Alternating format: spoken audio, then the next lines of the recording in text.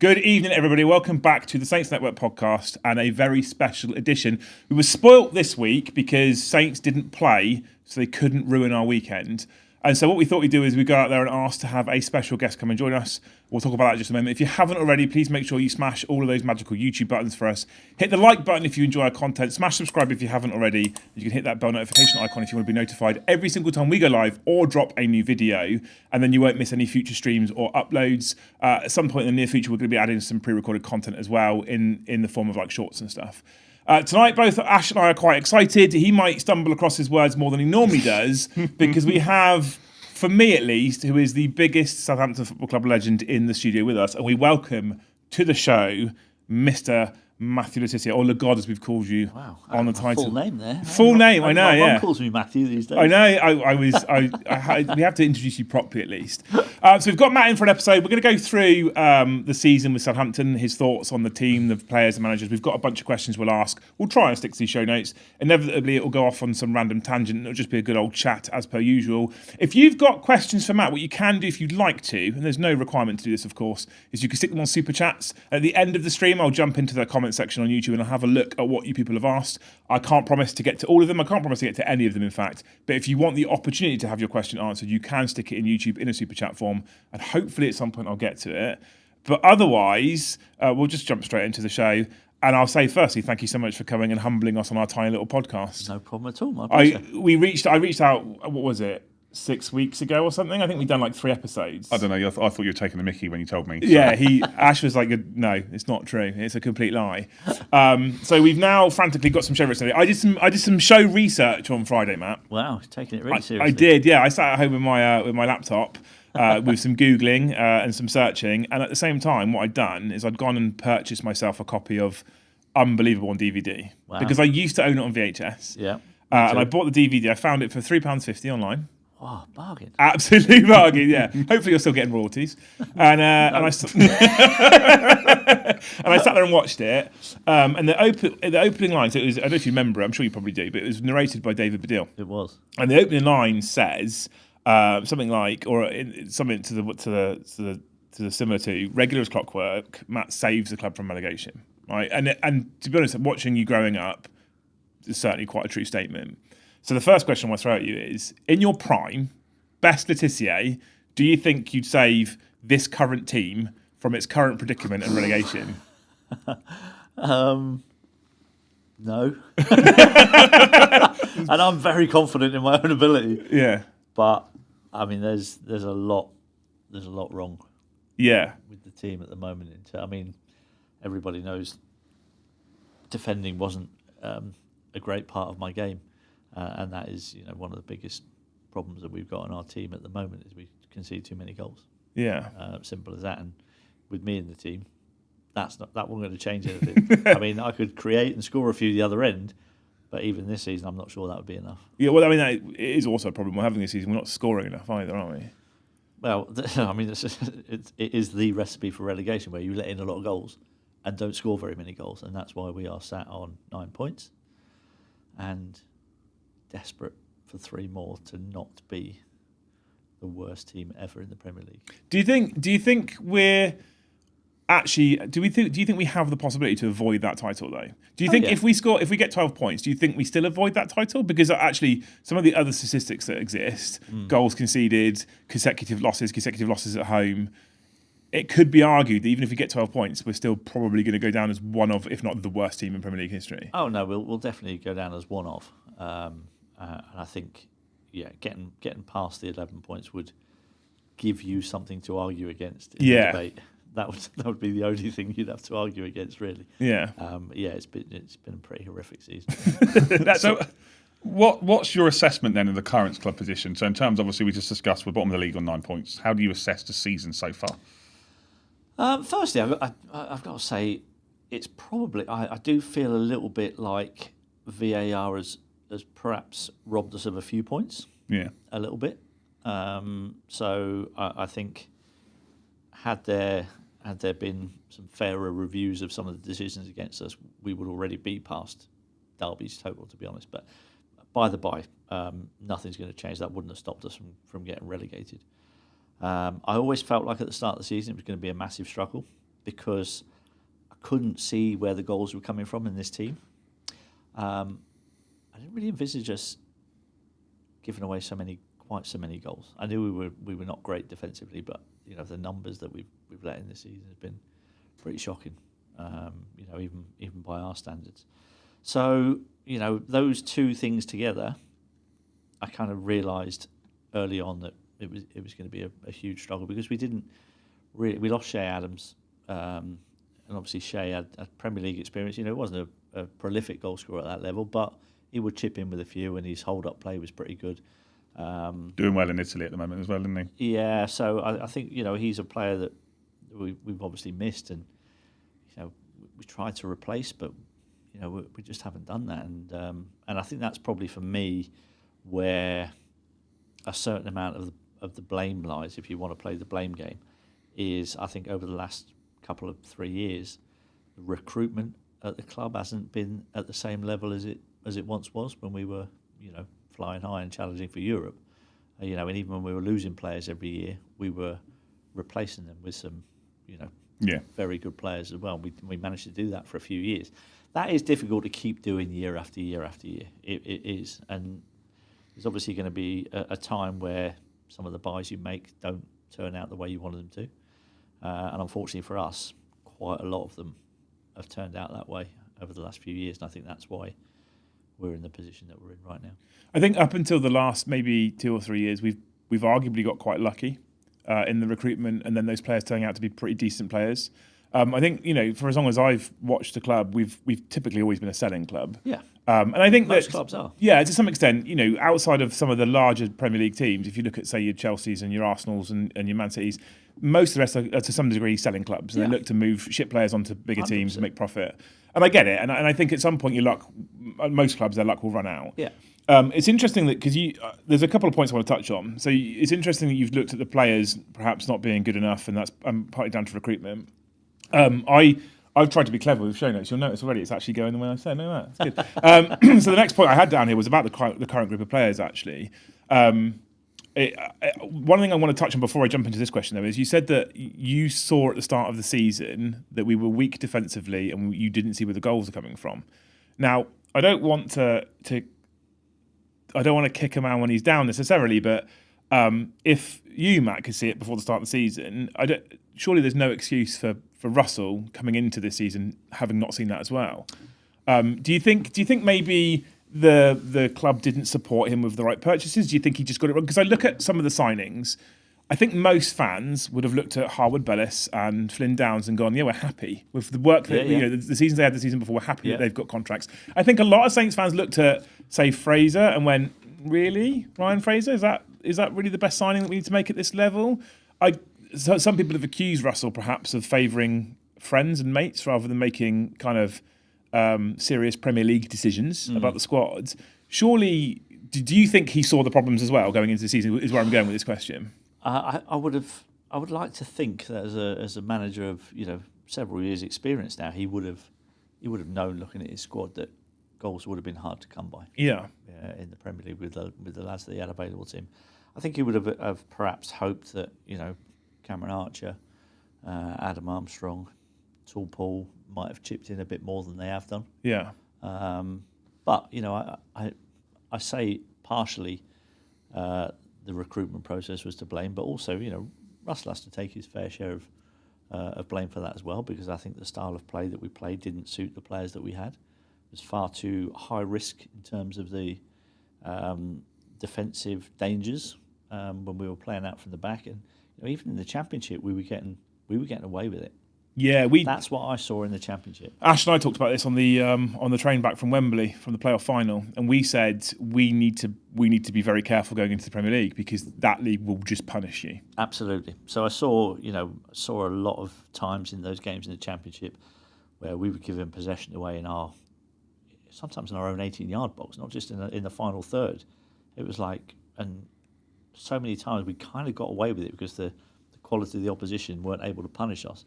Whereas when you step up into the Premier League, you give away the ball 20 yards from your own goal, 15 yards from your own goal. More often than not, the team are going to score against you. Yeah. So I was expecting a slightly different style of play than what we managed to get through the Championship with. Do you think Russell Martin was naive in his approach? I think so. I think he was very. I don't know if it's naive or just too protective of his own reputation. Okay. If that makes sense. Yeah. So I think, and I said this earlier on this season, I think one of the worst things that could have happened, not just to us, but other clubs as well with managers with the same philosophy, is that Vincent Kompany getting relegated with Burnley playing football the way that he played it, and then getting the Bayern Munich manager's job. Yeah. Was one of the worst things that could have happened, because every other manager now will go, well, if I just stick to playing out from the back, I might get a big job like that, even if I get relegated. I've just got to get the other team to believe that by using their players, my system works. Exactly. Yeah. Exactly. And that, I feel like that is a really selfish way to manage a football club. That's not doing the best for the team that are paying your wages. That's doing your best for yourself. Now, you can argue that point all you want. For me, if the club are paying your wages, you have a duty to do your best for that club. Yeah. And not to be selfish in the way you go about your job. So I actually feel like Russell has looked at that and gone, well, this is how I want to play. Yeah. I don't care if my players aren't good enough to do it. I'm still going to do it. And who pays the price for that? We do as fans, because we have to sit and watch it. Yeah. And watch our team getting beat every week. And sometimes not just getting beat, but getting absolutely hammered. Yeah, it's been tough this and season. not being in football matches. And it has been a tough watch at times. There's no two ways about it. So it's a combination of things for me this season. It was the recruitment, it was the style of play that the managers, and I felt sorry for Ivan Juric. Coming in to the situation that he came into, and people expecting, him to try to keep us up. Honestly, it was a thankless. Do you think he's a thankless fall? Do you think task. he's a fall guy? Do you think he's been brought in as a fall guy? Possibly. I don't know if he'll be there next season. Do you think he will? I'd be surprised. Yeah, I would. I'd be surprised, if I'm honest. I don't know. I don't have any inside information on that, but just seeing that the way the season has gone, I think it would be very difficult. It would be a difficult sell for the season tickets, I think, because we haven't really, have we really seen a massive improvement in the team? I would say, arguably, from my own opinion, we probably got worse, in all fairness. You could make that argument. So statistically, under Juric, we're worse. Statistically. But, statistics only go so far. I will add a caveat that there has been glimmers of hope where I think we've seen some effort. But if we go back to the players, it's very interesting what you said about the manager. The club pays your wages. That's where your loyalty should be rather than to yourself. I don't know. I'd like to know what your thoughts are about the current group of players we have, because I think there's been a number of occasions where we've come on the show or I've been on TSP and we've talked about a level of effort.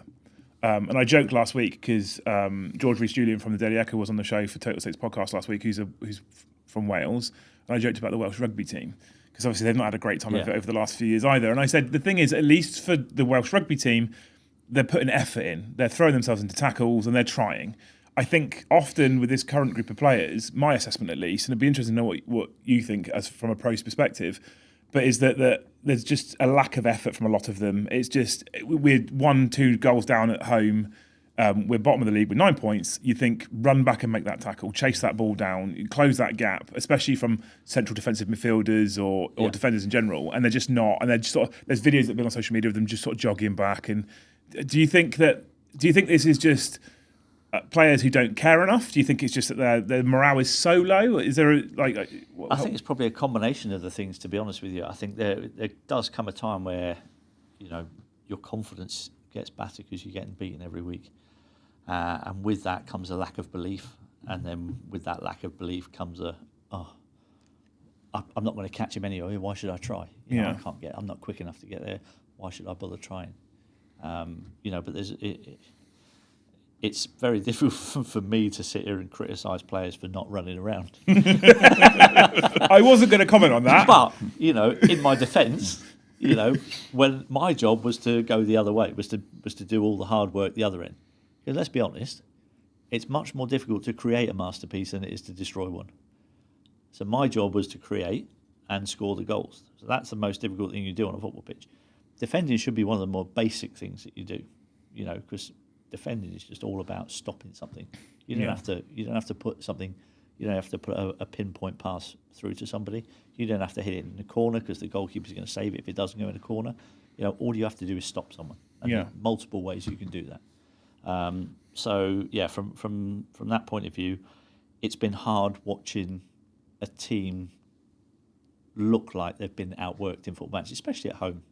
Yeah, especially at home. Especially by some of the teams as well that have done that. Yeah. I mean, it's been difficult to watch.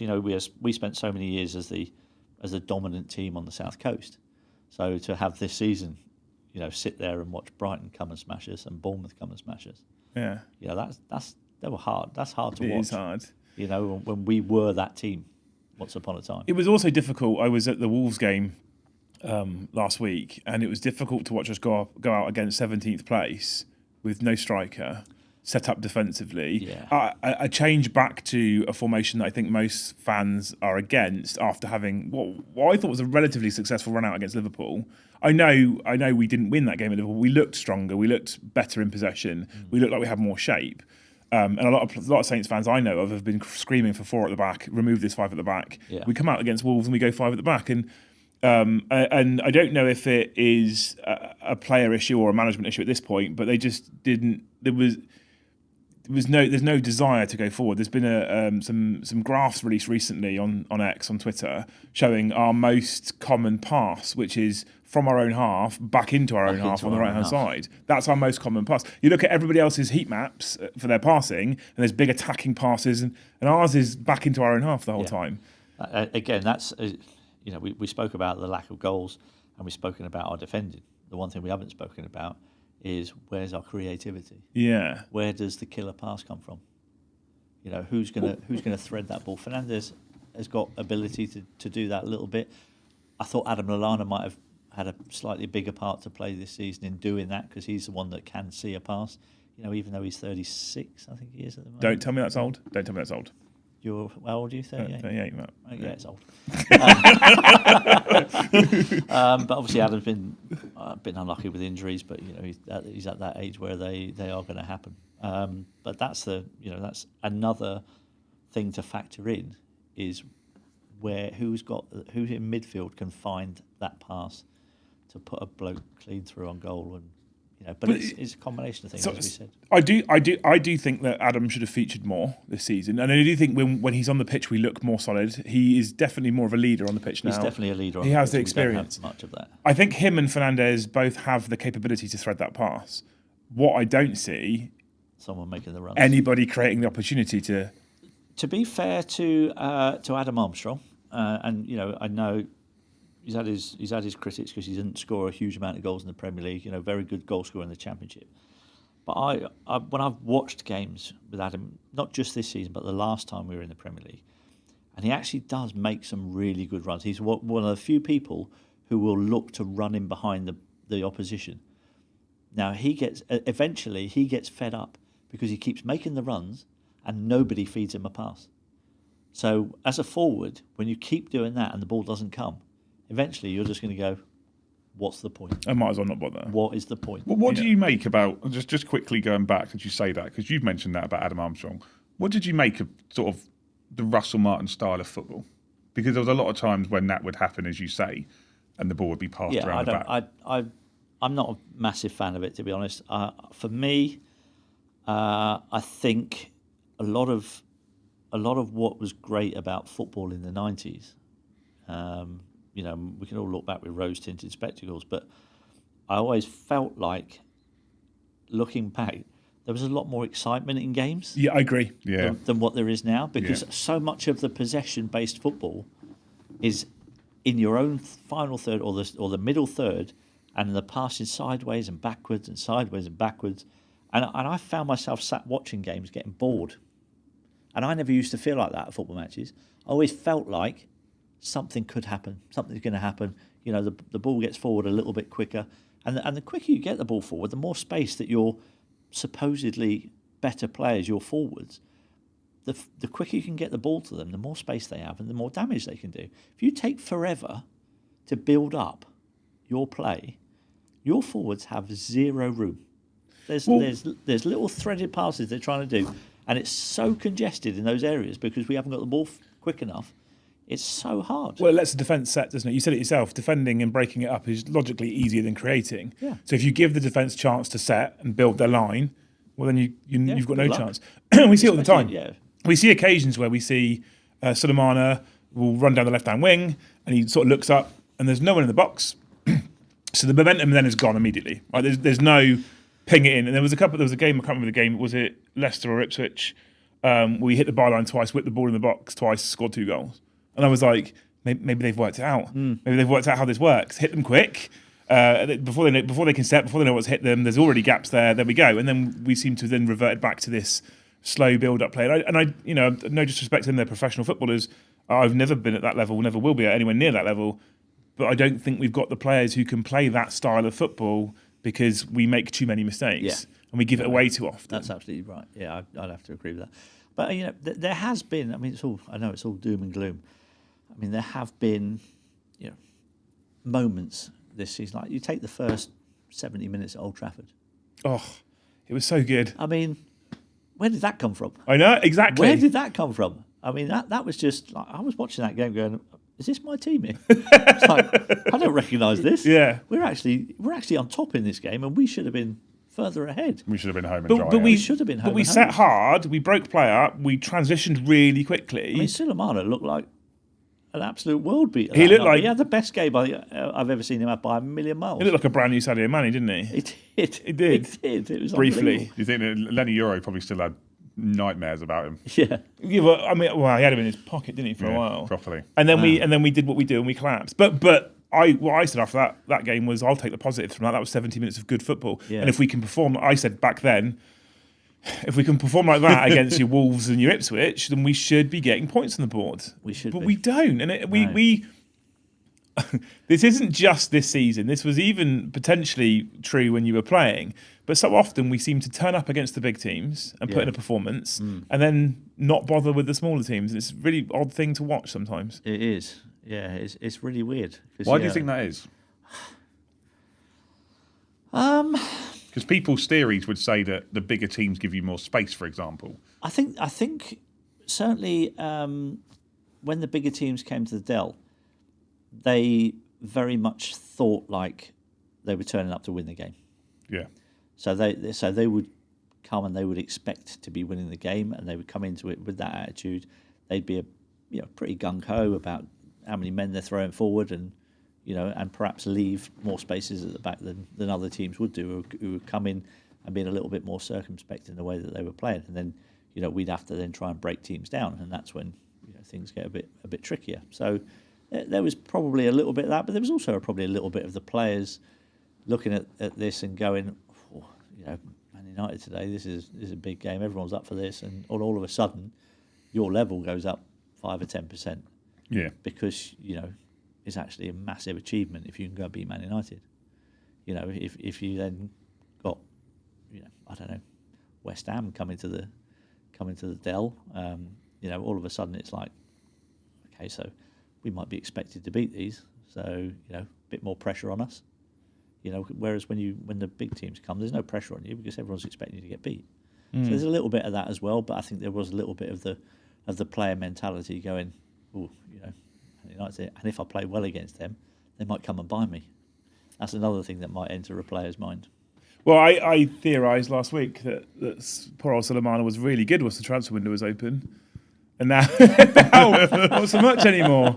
I throw in speculation out there wildly, by the way, team. I mean, that's an accusation. Yeah, it's just he seems to have dropped off again, but he might be going through a bit of the Adam Armstrongs where he's going, well, why am I making the runs and putting, because I'm not getting any support. It's possible that it's that as well. I'd also like him to put some longer studs in his boots. Yeah. He can half slip a lot. A few of them, actually, to be fair. I know. Yeah. Crazy amount of times I've seen professional footballers just losing their footing in football matches. Like, surely, come on. Do you think... Sort your footwear out, lads. Interesting that you talk about players looking for perhaps some moves. Do you think that the club sometimes suffers in the modern era of a lack of kind of loyalty and dedication. I think back when we were watching as kids, and there was players like your Jason Dodds and your Francis Benali's and yourself, and people that loved the club and the badge. And we see a lot less of that now. There's rare unicorns out there, like Jamie Vardy at Leicester, right? Who stayed there the whole time. There's rare unicorns. Like there's not so many people there anymore. I look at the current group, and I think how many of them are really dedicated to the club. We'll talk about this individual in just a moment. But for example, Tyler Dibling, who's come out through the academy, with having a bad season, he's instantly looking at move away. Do you think that the lack of sort of players who are here for the Saints badge and are just here for the wage is part of the problem as well? And it's not just us as a club. This is probably a wider problem as well, actually. Yeah. No, that's a very good point. And I think when you do look back to the 90s and you go, which was obviously my era, testimonials. I had one. Franny Bernardi had one. Jason Dodd had one. Glenn Cockerell was there 10 years, didn't have a testimonial. Neil Madison was there 9 years. Matt Oakley, more than that. 12 years, I think Matt was there. Kevin Moncal was there 6 or 7 years. These are just names I just go off the top of my head. Yeah. And you see how long they're at the football club for. James Beattie was there 7 years, I think. And you try to put that into today's terms and go, tell me a player who stayed for more than 5 years. So in the 2000s, you'd probably go Calvin Davis. Calvin, obviously had a testimonial. And then you go, right. Was Prowsey? Prowsey was 10, I think, wasn't he? Prowsey was 1. Adam was obviously there for quite some time. Yeah. But then you're going, who else has been like 6 years or more? And off the top of your head, those names don't come to you readily. No. You've got to really put some thought into it.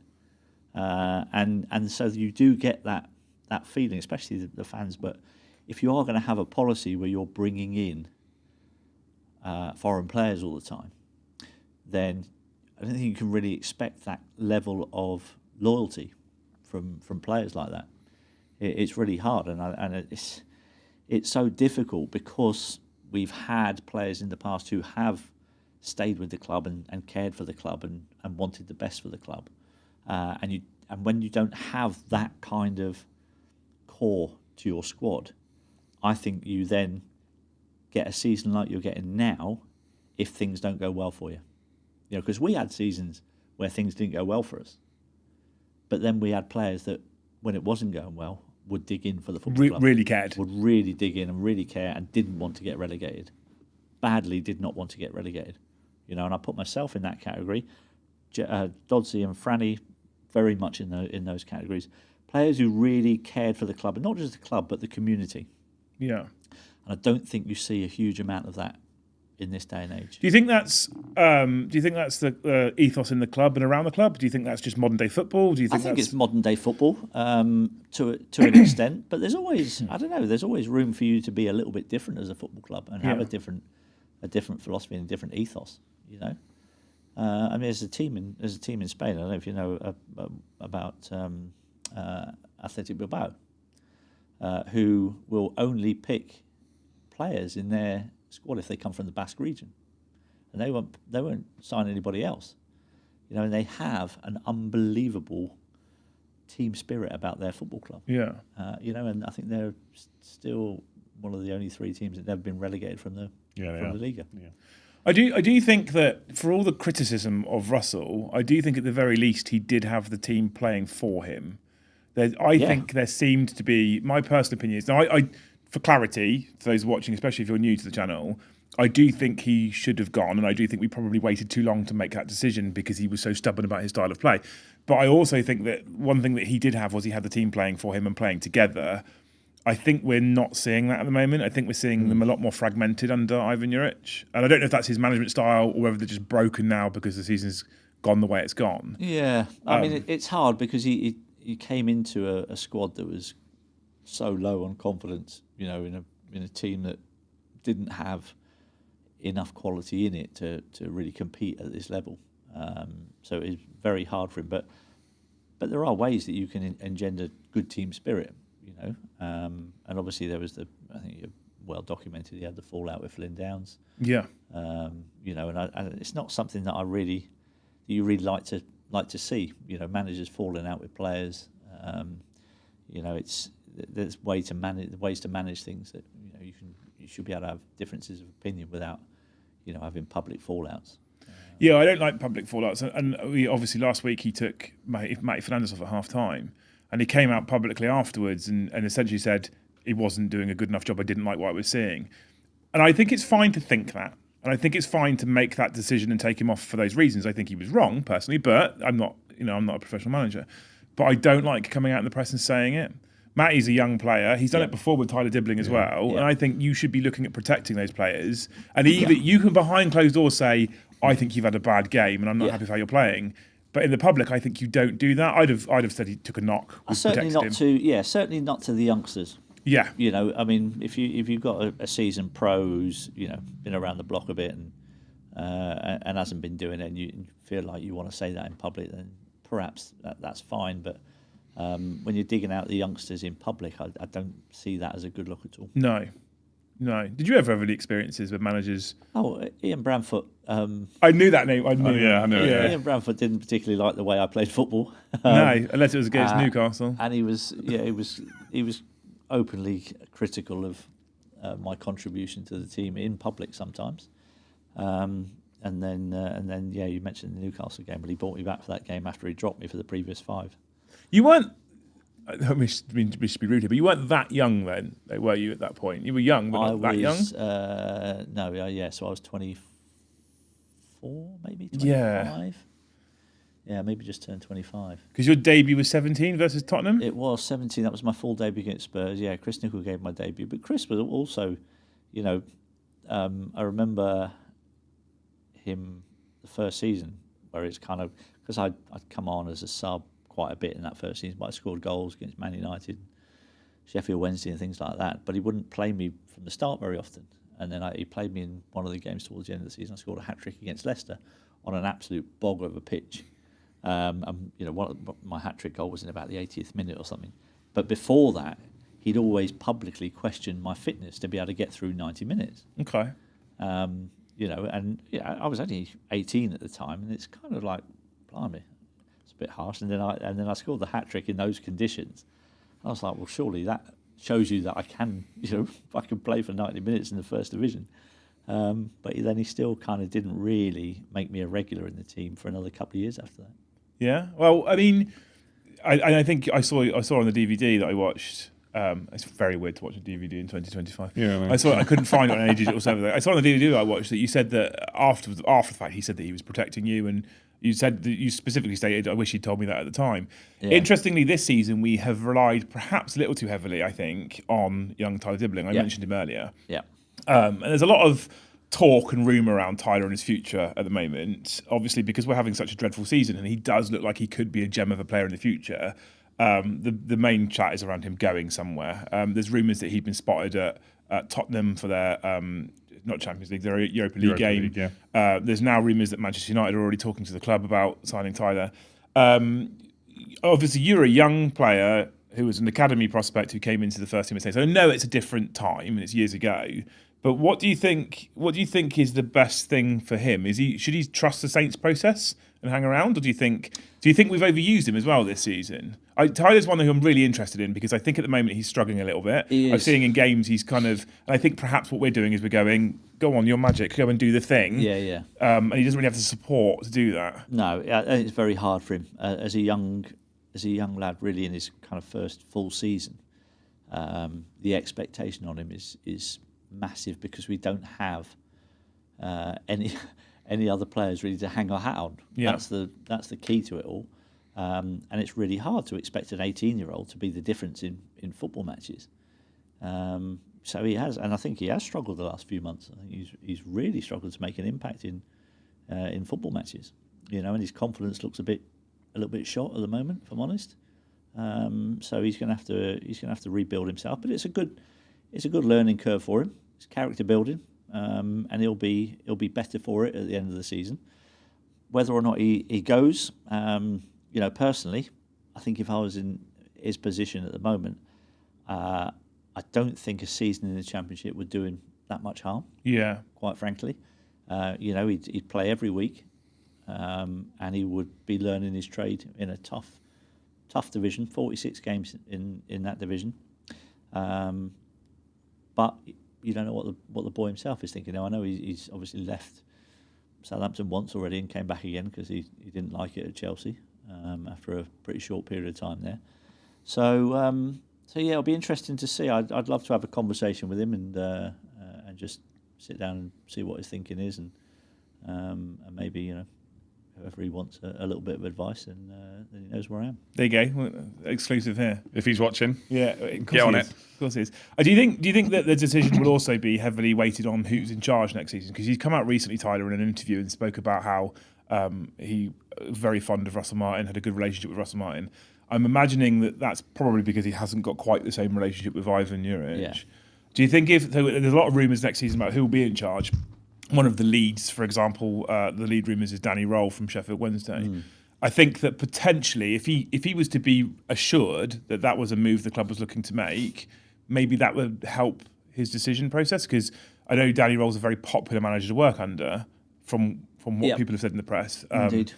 Ivan perhaps is struggling. People don't. The dressing room doesn't seem to really like his way of managing. So perhaps if Ivan is going to be there, that would also help his decision to move away. Yeah, I think that's probably got quite a big bearing on it.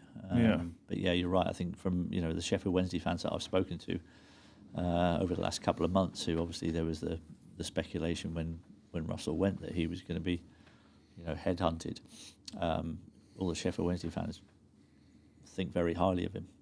He's done a cracking job there, and they would miss him if he went. But I have no insight into what the club are thinking in terms of managers for next season. But from Tyler's perspective, I would imagine that it's pretty key, who's going to be in charge next season before he comes to make his decision. Yeah. So in terms of next season, how do we fix it? How do we turn things quite the around? question, isn't it? How do we turn things around, in your How do we opinion? turn things around? Okay, I think there needs to be a pretty big overhaul of the squad.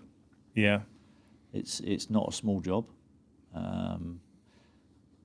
Key for me to be challenging in the Championship is to make sure that the better players that we do have, we try and keep, and that's going to be difficult because obviously whenever you get relegated, people are going to come and pick off your best players, and it's difficult to try and convince them to give you a season in the Championship. I was really surprised actually that Kyle Walker, the last time we got relegated, I was really surprised that he stayed. I thought a Premier League club would have taken him in an instant. So I think he's one of our better players. I think there's got to be a lot of movement for me in the squad in terms of trying to shift players out and getting some fees for them that we can try and reinvest in a better way.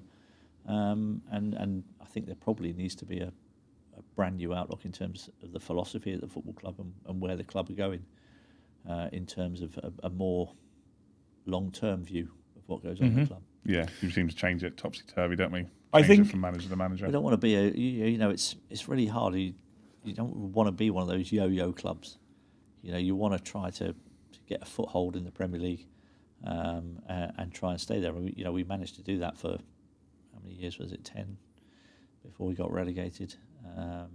So it's possible to do it, but the reason it worked last time is because two things: I think we had really good managers, and the recruitment department was on top of its game. Yeah.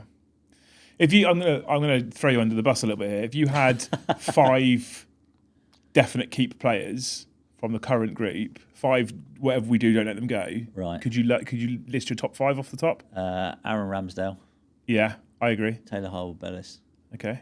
Tyler, Carl Walker-Peters, and now I'm struggling. Oh, really? Interesting. Do you think Kyle Walker-Peters will go next season? Because he's been able to talk to clubs for a fair few months, and there's been nothing. He's out of I find contract. He's quite out of strange. contract in the summer, isn't he? Yeah. Yeah, it's interesting. So I'm assuming he will, due to the fact he's let his contract run out. But obviously that depends on what offers come in for him, and what his mindset is in terms of where he wants to be, where he is in his life. So unless you know all those factors, it's difficult to try and predict what he'll do. I find it very interesting because I think for most Saints fans on social media, and in our experience at least, the number one person that they would put on the list for keeps would probably be Matty Fernandez. Oh, yeah, I forgot about Matty. Oh, okay, good. Yeah, Right. yeah, I was like, oh, Matty doesn't rate Matty. Only one Matt can be at Saints. I apologise. No, he is one of the bright lights. Yeah. Okay. I think in the Championship, I actually think Tall Paul could actually be quite useful. I don't really want to talk about him. No, we can talk about him. I think I think there is a place. I think there is a place in the Championship for a Tall Paul. I'm not saying to start every game, but I'm saying that there as an option. In terms, and you've got to have more than one way that you can play a game of football. Yeah, absolutely. Route one to football. Have more than one game. Ash has got this theory. We won't talk about the fact that every week he put Tall Paul for Ballon d'Or on the show notes. But he's got this theory that with the style of football we talked about earlier, and this I guess it's kind of the Pep method, right? Of the short passing, the intricate passing, the slow build up, the possession based, and then you thread it through and you find that gap. And Man City have done it very well for years. Other teams can do it, Barcelona, Real Madrid, etc. And Ash has got this theory that one day in the near future, some team's going to come along and they're going to have long ball specialists and a tall man up front who's going to knock it down to a striker, and everyone's going to go, that's genius. But actually, it's what we were doing 20 years ago. And football's just cyclical, and it'll just keep happening and happening. Yeah. And it's interesting because you could argue that the Pep method is old. What was the team that did it years ago in the Dutch league? Ajax. Yeah. You could argue that's football. all that is, isn't it? Total football. But you see that difference in football, don't you? Because Mourinho did it when he took over at Chelsea. At that point, everyone played 4-4-2. And he came over and he played 4-2-3-1 or whatever, and obviously used Lampard to great effect. And then Pep did it with Barcelona and came over with Manchester City and changed the game. I think that there's been some teams, from memory, you think of like Ian Holloway's Blackpool, that have gone into the Premier League and really gone for it and kind of just fell short. Luton gave it a good go last year. And now everyone just seems to be obsessed with this. It's got to be possession-based. We've got to entertain the fans. We've got to do... But I think it's less entertaining. I was going to say, I don't see the possession-based football as more entertaining. I just don't get it, because I'm sat there, like, first half of the season. I was bored watching the football sometimes, because you're just watching your team go backwards and sideways and try not to give the ball away. And it's just like, can we just get the ball somewhere near the opposition goal so we can think that we might have a shot? Well, I was watching, again, I don't want to keep bringing it up, but I was watching this DVD on Friday as part of my research. It is research if the wife asks. and I sort of miss the way football used to be played. And it wasn't even that long ago, if you think about it, that we used to play football that way. And I say we, I don't just mean Southampton, I mean a number of clubs. There was a lot more fast transitioning from one end to the other. It was a lot more open, and anything could happen. And you saw players scoring worldies from all over and we don't sort of see that as much anymore. We see most of it scored from within the 18-yard box. It gets abandoned now anyway, doesn't it? Because you'll play that way of football, and then it gets to the last 5 minutes and you're losing, and suddenly it's just punt it along. Well, I mean, you could look at Southampton Football Club as a perfect example, because if you look at our recent history, the best periods that we've had as a football club is when we had Ricky Lambert as a centre forward and Pella. Two big men, good in the air, could hold the ball up, but could play. Yeah. Since we've lost those two, we haven't had a target man, if you like, centre forward. And where have we gone? Yeah. But even though we have a target man, I don't. I mean, I'm not putting Tall Paul in the same bracket as Ricky Lambert and Pella. That's a wise move. We were going to fall out then. I don't rate Tall Paul, but one of the things that I find frustrating is that when he's on the pitch, we seem to often play less crosses and less long balls. I watched us play against I think it was Chelsea. Or was it Liverpool? It might be Liverpool. Constantly knocking long balls up to Sulemana. He's about 3 foot tall. And I'm thinking, no, you do that when Paul's on the pitch. You don't when Sulemana's on the pitch, you want to be threading balls behind, just knocking behind the defence, and let him turn a man and run. Yeah. Because he'll do that. Yeah. But no, we're knocking it up to him for hold-up play, which is not his game style. And I sometimes look at this, and Ivan Juric is a professional manager. Russell Martin was a professional manager. I'm looking at that from the stands, and I'm sure a lot of fans probably think the same and think, what are you doing? Yeah. How can you play long ball football to the short man and then play ground football to the tall man? It doesn't really make any sense. It doesn't make any sense. In Paul's defence, right, I've never seen a man get fouled so often and not get free Oh, kicks. yeah. It is unbelievable how much referees allow the defenders to foul him without giving a free kick away. I've seen him wear defenders like a backpack, and somehow It's unreal. it is mad. Just because he's like 6'8", the referees go, "Oh well, he's a big lad. He can't be fouled." Yeah. It's like, oh, it just makes no sense. So I feel like often we as fans can see the problem. You as a fan can see the problem. As an ex-pro can see the problem. I don't know if you've ever been asked this before, actually, but have you ever thought about taking a step into coaching or management? Would you ever think about doing that, especially if it was a Saints position? I'd never have. Well, I say I never have. I did once. I never had any ambitions to be a manager or a coach, to be honest. Back in 2005, I think it was, maybe 6, we got relegated. Yeah. And we were kind of bottom half of the championship, and I think Harry Redknapp left. And at that point, I was like, blimey, can't get any worse, surely. Now's the time to give it a go. Did I know? So me and Franny actually had a meeting. So me and Franny both kind of went, I think we can help here. And so we had a meeting with Clive Woodward, of all people. Oh, wow. Who was at the club at the time. And kind of we were suggesting that me and Franny would go in as joint managers and try and sort it out. And so we went into this meeting with Clive Woodward with that in mind. But Clive obviously had something very different in mind. So he wanted to be the manager. And he saw me and Franny as his 2 coaches. And I was like, nah, it's not really for me. Yeah. So I was like, and I hadn't got any coaching badges. I don't think Franny had at that point either. So Rupert Lowe, who was chairman at the time, didn't really take it any further. No. And kind of that was it, really. I'm kind of a little bit gutted that never happened. So yeah, and I on the back of that, I did go and start taking my coaching badges. Okay. Like a couple of months later, I was like, oh, just in case, you never know. Yeah. What might happen. And I started taking my coaching badges, and I got about 6 weeks into it, and I was like, my God, this is boring as batshit. What am I doing here? I was like at King Edward School on a February evening, getting taught by a school teacher how to pass a ball 10 yards across a box. I was like, nah, that's not for me. I didn't have the patience for that. Oh. And I never had. See, I think for me, with the coaching side of things, I think to be a good coach or to be a good manager, I think you have to love being a coach or a manager. You have to love your profession. Okay. Because then you transfer that to the players, that enthusiasm.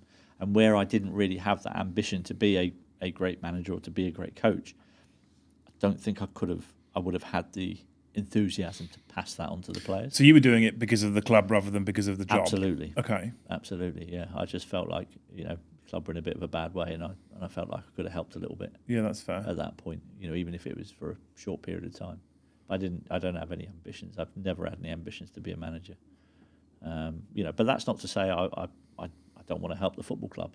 If there's ways at the club that I can help, then they know where I am. I think a manager is one of the, dare I say, it's one of the most difficult and thankless tasks in football, because I think that if everything's going right, you'll normally find the players will get praised for incredible performances and amazing goals and beating teams. If everything goes wrong, it's in the manager's fault. Yeah. I think they're often the fall guy. I think you're right. I think it's a shame, which is interesting, because the next question I had on there was about the current state of the Premier League and modern football. There's a number of things layered into this. For example, obviously there's a lot of chat about this potential future Super League and the Big Six and whether there's a top 6 bias and what have you. I love football, I do, and I love the club, but I would tend to agree with you on the whole. I find it more difficult now to watch a match between 2 teams where one of them isn't mine than I used to. And I think it's because it's nowhere near as exciting. Yeah, I agree. And I think that is just a symptom of the current state of the game. And I think there's a number of reasons as to why. I think there's a lot of foreign influence in terms of tactics and management style. I personally think there is a lot more focus on money than passion. Yep. And I say this, we're talking about Marcus Rashford at Manchester United recently. He's gone on loan to Aston Villa, who was being paid a salary of £350,000 a week, who came up through the Man United academy and then now just doesn't really want to play for the club anymore, not really interested. And I'm thinking, first of all, that's your club. that's the club you came up through. Secondly, they're paying you 350 grand a week. I know. Like, I would clean the toilets with my bare hands for 10% of that a week, in seriousness, genuinely. I wonder if sometimes we talk about going down and the players you'd like to keep, and a lot of them, some of them won't stay. And the reason why they won't stay is partly because they want to play Premier League football, and that's for their career. And the reason ultimately is because they're going to try and make as much money as they can, as early as they can, which I don't necessarily blame them for, because a professional footballer's career is a lot shorter than a lot of other vocations. Mm-hmm. But there was that other player whose name escapes me now, who's gone over to the Saudi League at 21 years old from Aston Villa. What was his name? Oh yeah, John Duran. John, thank you. Yes. Yeah. And he's been heavily criticised for that move, because it's just a money move. Mm-hmm. On the one hand, I can't blame him. If I got offered that money at that age, I probably would take it. On the other hand, I just think that can't be good for football right now. No. When you're losing those type of players to Saudi football, I don't think that's a great look. It's not a great look for your league. No. That those leagues that are pretty much, yes, they've been around for a while, but they're just starting to throw some money around. You could understand the 33, 34, 35-year-olds going out there for a last payday. Yes. But when you start seeing Ruben Neves, from Wolves, who was very young when he went out there, as well as John Duran, who, let's be honest, was having a cracking season. He was really putting some pressure on Ollie Watkins to play up front for Villa, and has got a massive future ahead of him. So for the league to lose that kind of player, I think that's a little bit concerning. But I think the points you made there, I think you're right. I sit and watch Premier League games where my team's not playing, and I find myself tuning out and looking to do other things, because it's just not as exciting. And I think the Premier League have got to be a little bit careful, because essentially what made the Premier League so watchable at the moment is just starting to seep away a little bit. Yeah, I agree. Yeah, it really is. Now they've got a massive PR machine behind it that'll mean they'll keep selling subscriptions, and stadiums will keep being full. But I do think they have to be careful with the product, because it's evolved massively since the inception of the Premier League, but ultimately, is it as exciting as what it once was? And I'd argue no. At the moment, there's a lot of football matches that are quite boring in the Premier League. I also think personally that in general we're coming away from what makes football. And what I mean by that isn't the players, isn't the skill, isn't the teams necessarily, it isn't who make the top 20 for the Premier League. It's about that fan who works a 9-to-5 job or a normal Monday to Friday job, who is probably in a bit of a thankless job, and the Saturday match day 3 p.m. is what he looks forward to. And clubs are pricing fans out of that, and you're seeing stadiums full of tourists. And I don't mind tourists coming and seeing the game for reference, but if you're pricing an everyday fan out who has gone to the game every week in, week out for years and years and years, but instead selling tickets to tourists, you start to lose atmosphere. People start to, and I think the football in this country at the top level is coming away from what made it great, and I think that's really sad. Yeah, and I think that players now are, and they have been for a while, but players now are absolute superstars. Some of the most famous. If you look at, I know we're talking extremes now, but if you look at your Cristiano Ronaldo's, we're talking about some of the most famous people in the world. And I think that it's becoming very detached from those people that fill the stadium. And those people, if they don't fill the stadium, the club doesn't really exist. I think that's important. And obviously, they probably make less money off of fan revenue than they do off television revenue. I don't know the detail or the facts here. Massively. But I think that it would be a shame, or it is a shame, that those fans that wear this badge for the love of wearing the badge rather than because this player plays for them, or because, because I see clubs will bring in, they'll bring in Asian players because it means that they appeal to an Asian market and they sell shirts and it's clever and it's smart business. And they should, and I have no problems with them doing that. But I just worry that Premier League football is forgetting its sort of roots, its core. And I think that it worries me a little bit. I agree. I've seen so many Saints fans this season as well. I would like to know what you think about this, actually. Yeah. I've not put this in the show notes. Actually, I'm just going rogue here. He does this all the time. I've seen so many Saints fans this season who have made the statement, and some of them quite early on, I can't wait to be back in the Championship. And I think, actually, last season was quite an exciting time to be a Saints fan. You go into every game knowing you could win or lose it. And that's good. That's a good feeling, a good place to be. Yeah. Football at that level is more affordable. Away days are more affordable. I know they cap the ticket prices in the Premier League, but still, even the cost of a beer in a stadium, it just happens to be a little bit more affordable. And so many fans have said that. And it worries me that the Premier League is becoming very detached from what makes football. And if so many fans already want to go back to the Championship because they had a more enjoyable experience, is that something, would you, at this point, rather be in the Championship?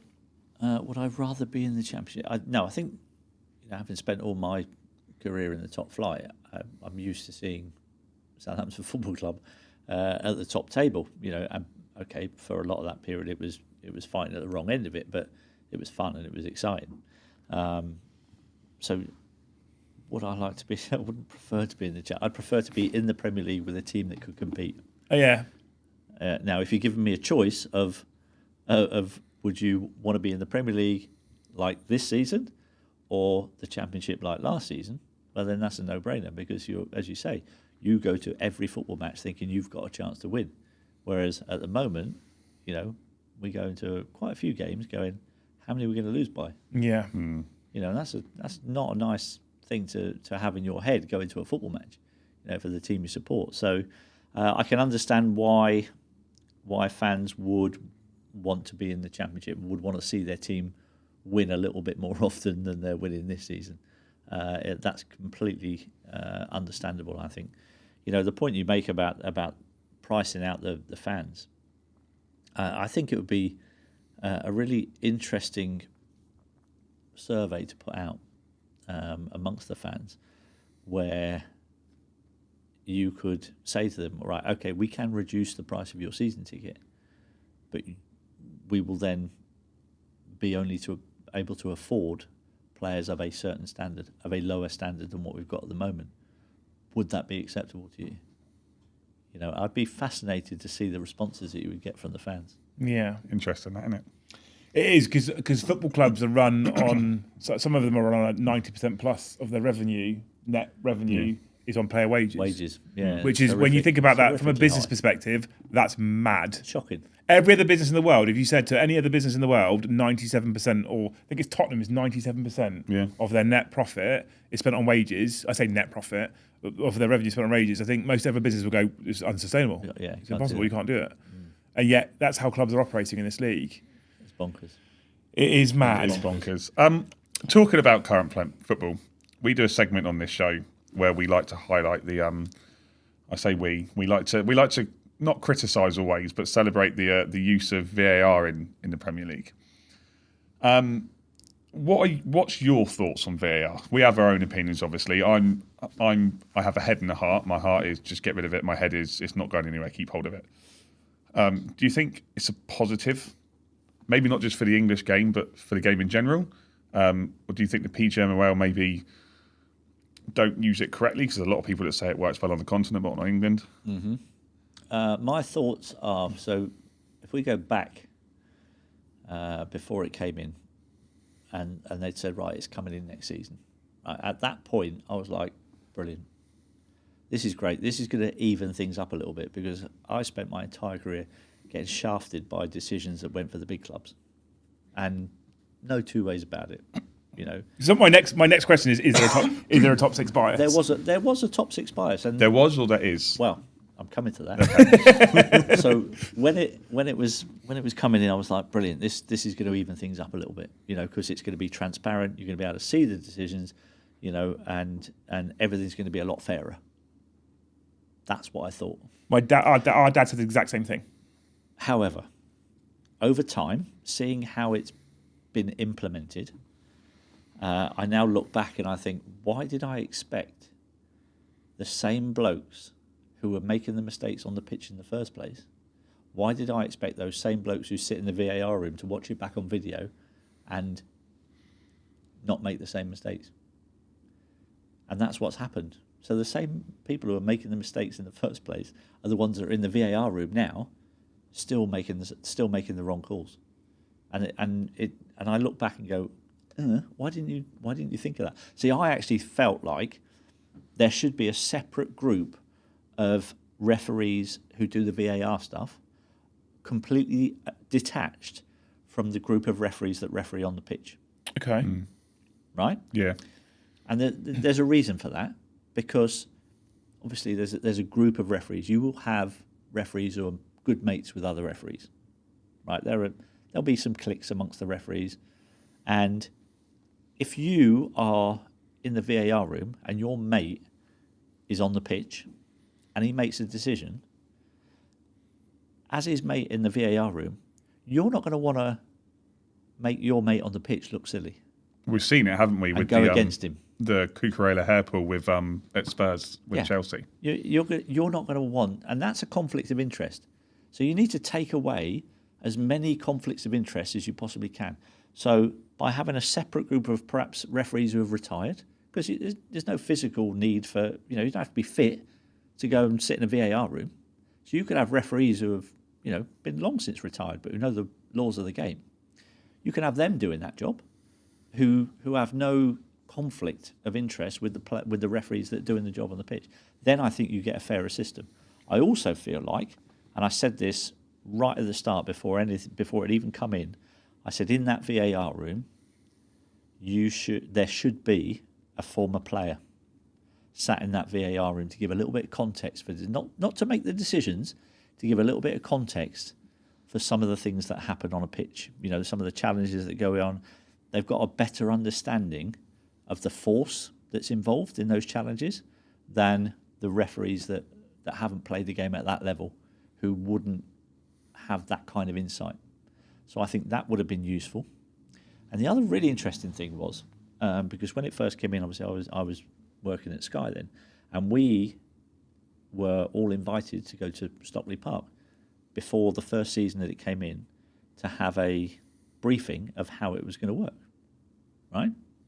Now, in that briefing, we were told that when the referee gets referred to the monitor to see an incident again, like a red card challenge, we were told that he would only ever be shown the incident in real time.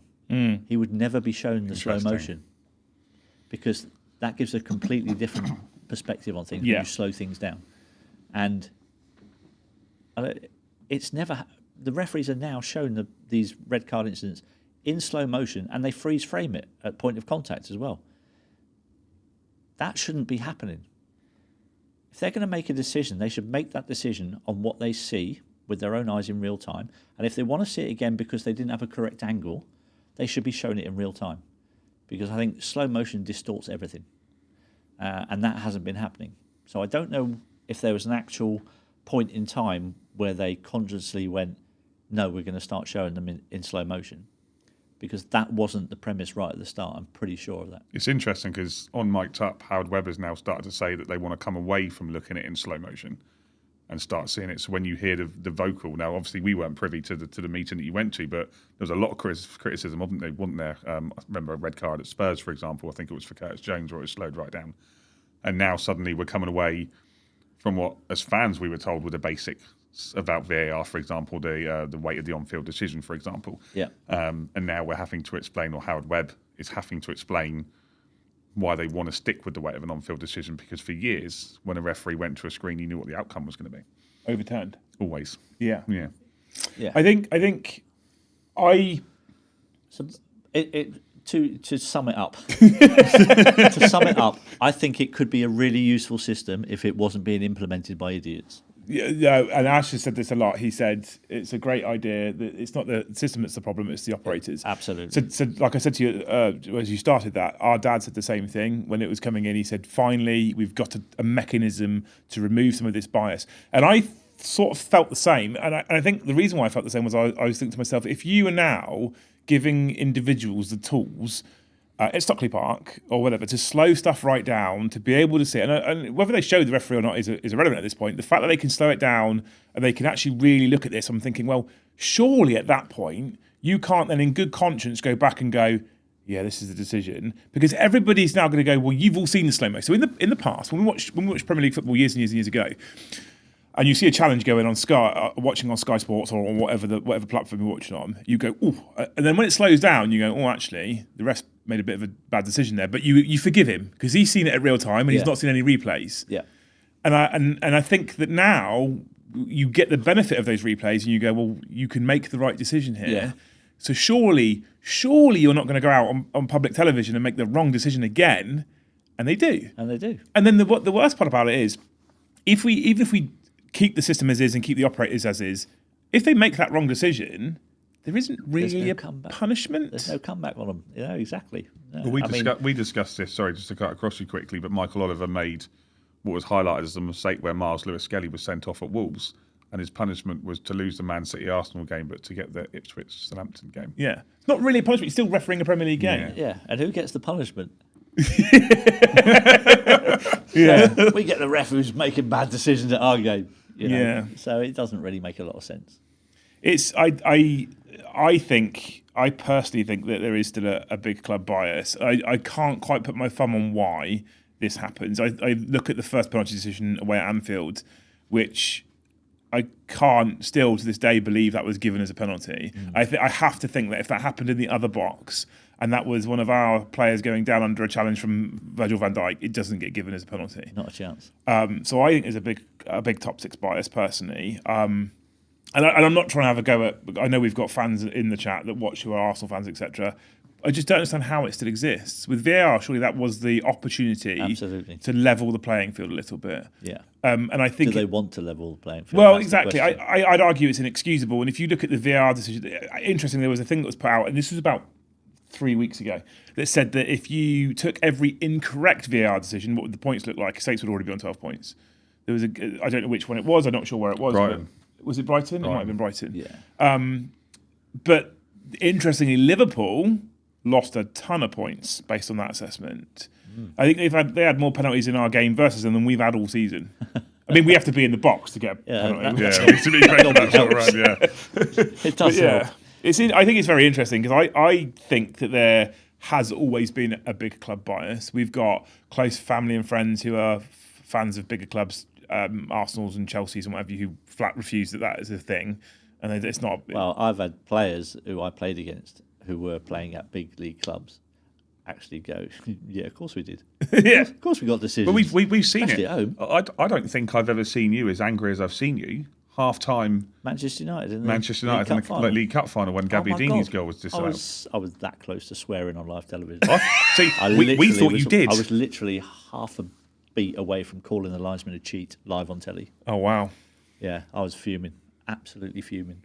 It was disgusting. That disallowed goal was absolutely disgusting. Because I It know was we can't cheating. necessarily determine the game, but I think if that goal goes in, I think it's we a win that completely game. different game. Yeah. Completely different. So you would label that. I'm going for the headline grab here. You would label that as cheating then at that particular moment. at that particular moment, I felt like we were cheated. Yeah. Okay. And I was that close to actually calling him that live on telly. Oh, wow. Yeah, I had to really restrain myself that day. That's the most angriest I've ever been on live television. So let's take the real life situation out of this. If you had the choice, would you keep or remove VAR? And if you keep it, you can make changes to it. So that would be the caveat. I think it can be a useful system if you get the right people running it. If it was to stay as is, would you then likely say get rid of it? Get rid of it. Okay. No, I keep it for the offsides. I think the offsides is useful. Yes. I have a theory that officials, linesmen specifically, because of VAR and this semi-automated system that still hasn't come in properly yet, the semi-automated system that took 7 minutes to anyway. Because of VAR, I theorise that linesmen have got a little lazy, and they flag a lot later than they normally would because they've been told to wait. If it's close, so they've been told if it's close, don't put your flag up. Yeah, we can go back and check. Which I understand because if it is a goal and you don't flag, great. But if it is a goal and you do flag, then you've stopped a goal. Yeah. So I get that one, but there's some very blatant. But there is. You're right. I've seen players be 3 or 4 yards offside, and the linesman keep his flag down just in case he's scored, and you just go, oh come on, that's not 3 or 4 yards. Isn't close. You know. So, the issue do your being job. here, If you can't see that, you're in the wrong job. How did you get to that place in the first place? Yeah. How did you get to that point? Part of the issue being as well, I think, forgive me if I'm wrong, but I think you might have tweeted about this once before, is there was a lot of criticism when VAR was first brought through and people saying, oh, his ankle was offside or his toe was offside. But for a lot of people, especially to me, offside is offside. Well, there has to be a line at some point, and Yeah. people go, well, they should make it so that there's daylight.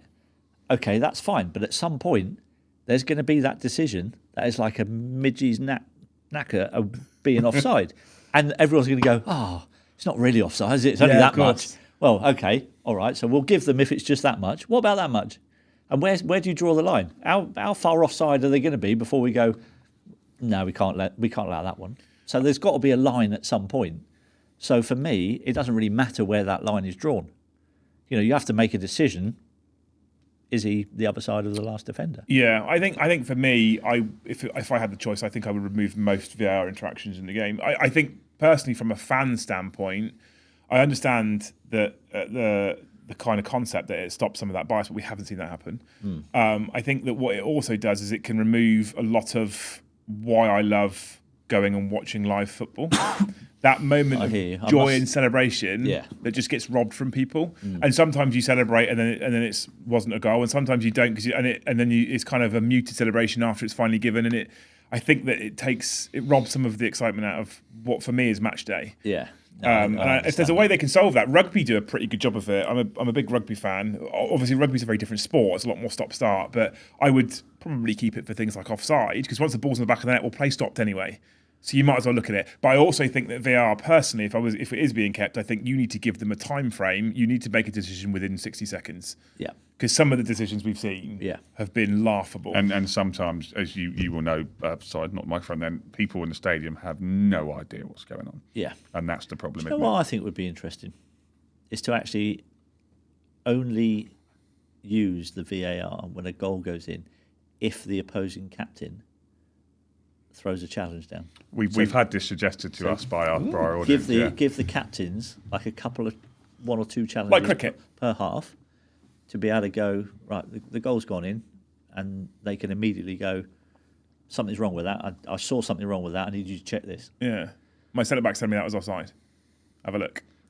I was tripped over on the way. And then check it. And then it brings an extra layer of jeopardy to the captain's job, because he's going to go, well, okay, do I waste a challenge on this? Or do I save it for another time when it might be more important? So I don't know. Maybe that's something that we might see in the future. That does work, doesn't it? Yeah. Well, like I said, it's in cricket. You get it all the time where some of the captains are a bit overzealous, especially captains that are bowlers. They're like, I'm reviewing that. That's LBW. Like, get about 4 yards down leg side, mate. That probably means nothing to you. I'm the French. No, yeah, exactly. Absolutely I get it. French. That's no problem. We talked top six bias. The one thing that we've discussed for a while, and it kind of moves nicely into the next segment, is modern day punditry. Do you think there's a bias? That bias still exists nowadays in terms of reporting instances, for example? Essentially, does the pundits focus too heavily? This is not just Sky Sports. TalkSport do it quite a lot. Yeah. Unless it's local. They focus on the big teams. Yeah. It's all focused on the big teams all the time. Well, I mean, they play to their audience, so they know that they'll get more interaction if they're doing stuff about Man United and Liverpool, and they'll get more people phoning in, and that's. I find it a shame though. It's sad that we live in that world where they're just focused on how can we get the most people to react. We look at this season in the Premier League. Let's forget Saints for a brief moment, and we look at the achievements, and I'm going to call it achievements, of Bournemouth, of Newcastle, of Nottingham Forest, and even then we're still seeing focuses. I listen to TalkSport a lot in the car, and I don't love it, but it's what's available to me, and lots of focus on Tottenham and Man City, and I'm like, hang on a minute, we've got these clubs that are playing incredible football. Yeah. I think for me, clubs like Bournemouth and Forest are playing some lovely football that isn't just possession-based stuff. Yeah. They are transitioning quickly, they're hitting people on the break, they're playing some exciting stuff, and yet still the focus is on Tottenham and what's going on with Ange Postecoglou. I'm like, I don't care. Yeah. I want to know what's going on with these exciting credit teams. where credit's due. Forest have been in the top four for a while now. And I know. It's just like minimal coverage. Yeah, it is fairly minimal. I'd agree with that. And yeah, there is a bias, and there's a reason for that bias, because they just want interactions, and they know that they'll get that because obviously the bigger teams have the bigger followings, and more people will phone in, and it's a sad world we live in. Yeah, it is a big sad world, unfortunately, because it's obviously impressions focused, which is ultimately money driven. It's the same with anything on social media. It's the same with this. The more eyes that see it, the more likelihood it is to going to make money. And that's I think what they're probably doing. And obviously, you've had some experience with that punditry with Sky Sports. Mm-hmm. This year, 2024, did you get a Christmas card from Jamie Carragher? No. I had to ask. but I would argue that, without diving into it too deep, in fact, screw it, why not? I think that even then, that there surely has to be some level of bias there that Carragher is still in employment at Sky Sports and you're not, based on his behaviour. Yeah. Interesting, isn't it? Yeah. I mean, I have a few opinions that disagree with the government, and he spits at a young girl and he keeps his job, and I don't. Yeah. Doesn't seem to add up, really, does it? Let's touch on those opinions about the government, because I follow you on social media, and no matter how often I tweet, you ignore me. I've done it for the I last... have over 600,000 followers. It's difficult to keep up with everything. Well, we've got like 150, all right? 150,000? No. Oh, no, 150, Matt. So, yeah, there's a reason why I kept quoting you all this week, but come on, share it. I did. I know, yeah. All right. Once yesterday, once I emailed your wife. So there You've is. got my number, text me. I will now, every day before we go to bed. So like I said, I follow you on Twitter, and there has been a number of posts that you put out about football, and there's posts you put out about other stuff, controversial opinions about the government, etc. Yeah. We could look at some of the reasons why potentially the contract with Sky was ended. I did some research on Friday. I read some things that I actually didn't know. Something about a BLM pin that you wore once and didn't wear again afterwards. Yeah. I personally have opinions on sports professionals and certain things in sort of the political landscape. Professionals, if we come up, I know I don't want to word this to offend you, but you're no longer a professional footballer. You're now I'm a member of the public. Yes, right. So professionals who are playing for big clubs, who are representing teams, let's say your Chelsea's, your Arsenal's, any Premier League team or actually arguably any professional club. Do you think that these people should refrain from posting about politics-based topics or controversial-based topics, or do you think actually no, they are influential figures, they should be allowed to, encouraged to? Do you think there should be a line that's crossed where it's... Because the argument I see from people all the time, the argument I see from people all the time is, you're a footballer, shut up and play football. Stay in your lane. Yes. Do you think that's a fair comment from the public, or do you think, no, hang on a minute, this is a person too? No, I think we're all members of the public and we're all governed by the powers that be. So I feel like we should all be able to express our opinions freely on what the government are doing. So I don't see any problem with that at all. If a player chooses not to, then I don't have a problem with that. But if he's got some strong opinions that he wants to air, then I'm all for free speech. Do you think the way you were treated by Sky Sports was fair? Not really. No. It's interesting because I think but it's fine. It happened. I had 15 years on the contract there, 18 years altogether. It was a good run. I don't have any regrets about the actions that I took that led to me being sacked. I would do it all again. Absolutely same. Was it a sacking? Yeah. Okay. Why wouldn't it be? Well, I don't know if there was a contract expiry that you didn't renew, or whether it's termination of contract. So I had 7 months left of my contract. Okay. So the phone call that I had basically said, "Look, there's no more work for you anymore."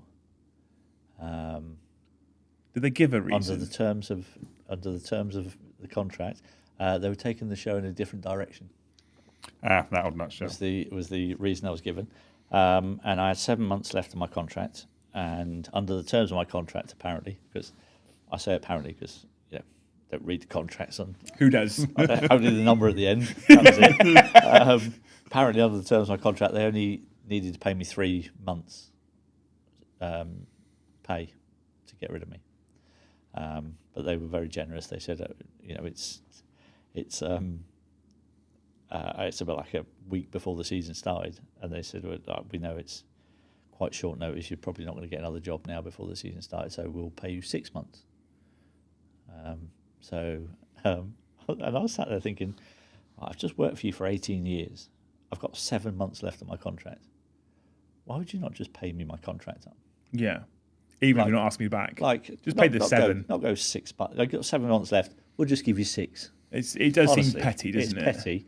And so I thought, well, if you're going to be petty, I'll do the same thing. And so when they sent me the contract, I had to sign an NDA to say that I wouldn't slag them off to get my 6 months. Yeah. And they said that I wasn't allowed to talk about my sacking for a year. And so I said to my lawyer, I said, no, I want that taken out. I said, I won't slag them off. I said, I agree to not slag them off for 12 months. I said, but I want to be able to talk about how I was sacked. And so I had that clause taken out so that I could talk about how I was sacked but not give an opinion on it. Yeah. And so I managed to draw out the process of sending back the contract until after I'd been paid my next month's wages. And then I got the 6 months after that, so I got my 7 months altogether. Do you? I took that as a small victory. It is a small victory, but sometimes you have to take the small victories. You know. Do you miss that job, that particular type of work? It was great fun. It was great fun. I loved it. Working with Charlie and Tomo and Phil, we had a great laugh on the show. Jeff was brilliant. Like, you talk about sports, but I mean that show is not.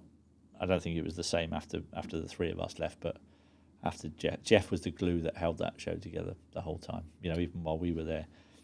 You know, if there was a different presenter, it wasn't the same show. Yeah.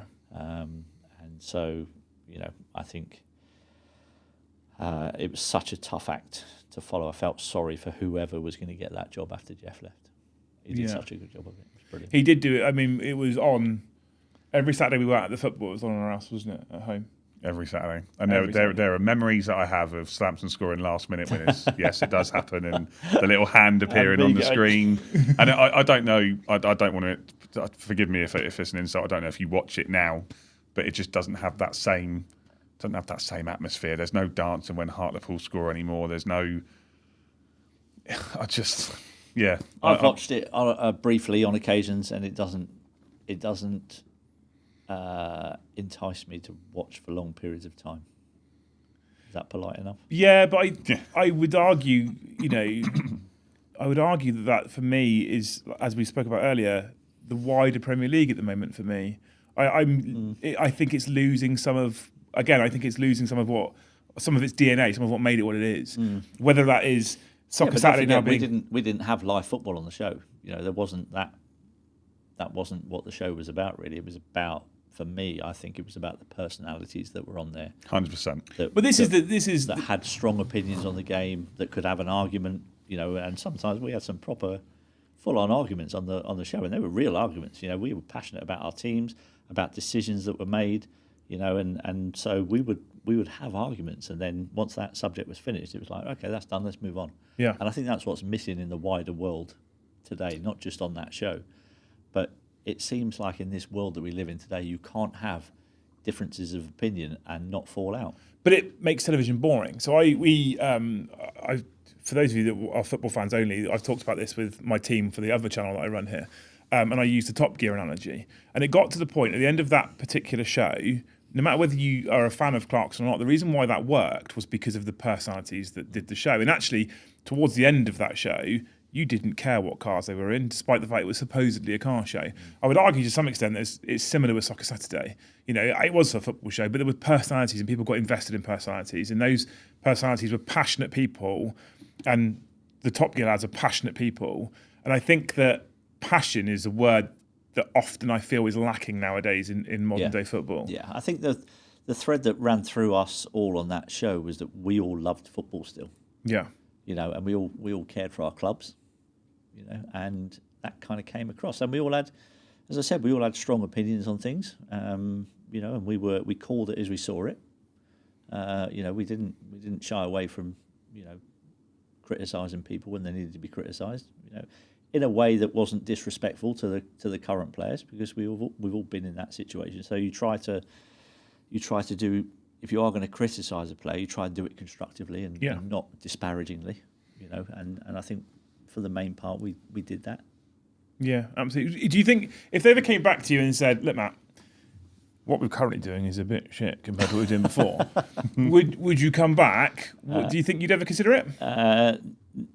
The only way I would consider that is if the company that owned Sky changed.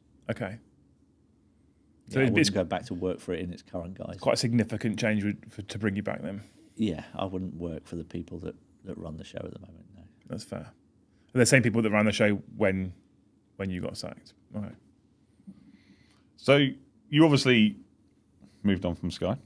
I did. There is something that I want to talk to you about that's not in the show notes as well. But obviously at the moment you're doing. I'm jumping in. You're going solo. I'm going solo. Obviously at the moment you're doing obviously things like this. You're doing your the early doors with Tom. Yep. On Saturday mornings, just home games. Just home games at the moment. Yep. Obviously the last one you had the legend that is the future Ballon d'Or winner Paul Onuachu on the show.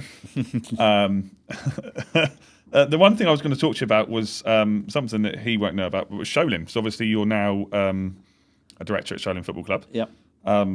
They're doing okay this year, sort of 11th to 12th mid-table. in the league. Yeah, mid-table. I've got a few people who I know that are into Sholing Football Club, obviously on the side of things. I suppose the question that someone was mentioned to me sort of was what the future holds for Sholing in terms of what the plans are. Well, obviously, with any club in the situation that they're in, and they've got some decent investment coming in. Obviously, they've got the backing of Levi Colwell, who's investing some of his money into a new 4G pitch, which is going in next season. They obviously want to get promoted. They want to go higher. They want to try and get into Conference South. And see where they go from there. Obviously, Paul Doswell has managed at conference level. Yes. And he's the link there, which kind of. So when I retired from Saints, the season after I retired, I played a bit for Eastleigh when they were in the Deuce and Wessex League. Yes. Back in 2003, and Paul was manager at Eastleigh at the time, and I've obviously kept in touch with him. And when I watch his team play at Sutton, and he's kind of been around the non-league scene a long time, and he just wanted to have one little last hurrah at Sholing and do something good for the community up there. And he just asked me if I'd come along for the ride and give the club some support, and I was more than happy to do that. And I must admit I've actually really enjoyed going up and watch non-league football this season. There's only been about 2 or 3 times this season, the whole season, where Sholing and Saints have played on the same day. Obviously, if I go and watch the Saints, if they play on the same day. Although when we played Man United, we had a 12:30 kickoff against Man United, and I managed to watch that game and then go up to Sholing and be there for 3 o'clock to watch the Sholing game that day as well. So I didn't even miss that one. So I've missed 2 home games, I think, this season. But I've really enjoyed it. They're a good bunch up there. Some good lads. A couple of ex-Saints play up there as well. Jake Hesketh. And Jake Hesketh is there. Yeah. So those boys are obviously got a link with the football club there, and there's some great lads, and I've enjoyed watching the football. Do you think they've got the structure in place in terms of the players to potentially make that step up to the next level? Not yet.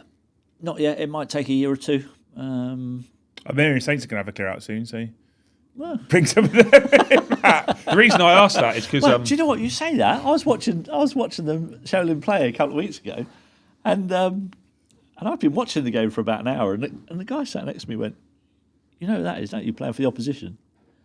And I was like, "Ooh, which one?" Because I hadn't looked at the team sheets, and he went, "Number 9 there, it's Jordan Ibe." And I went, "What?" Jordan Ibe that played for Bournemouth and Liverpool. He went, "Yeah."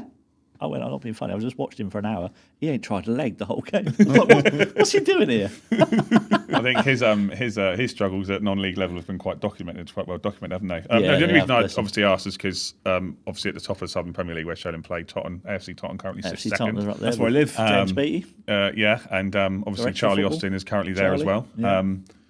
Jimmy Ball, manager. Yeah. All these clangs, all these name drops. I know, right? So in terms of going, I mean, they're looking like they're going to make playoffs because Merthyr Town are completely running away with it at the top. But hopefully, I mean, I get across to Sholing every now and then when I can do. I'll take you over a few days, bit of non-league football. Love it. Yeah, there you go. Come and sit with me. In the director's box now, yeah. There you There's go. a lovely there you pie go up then. there. Message Matt.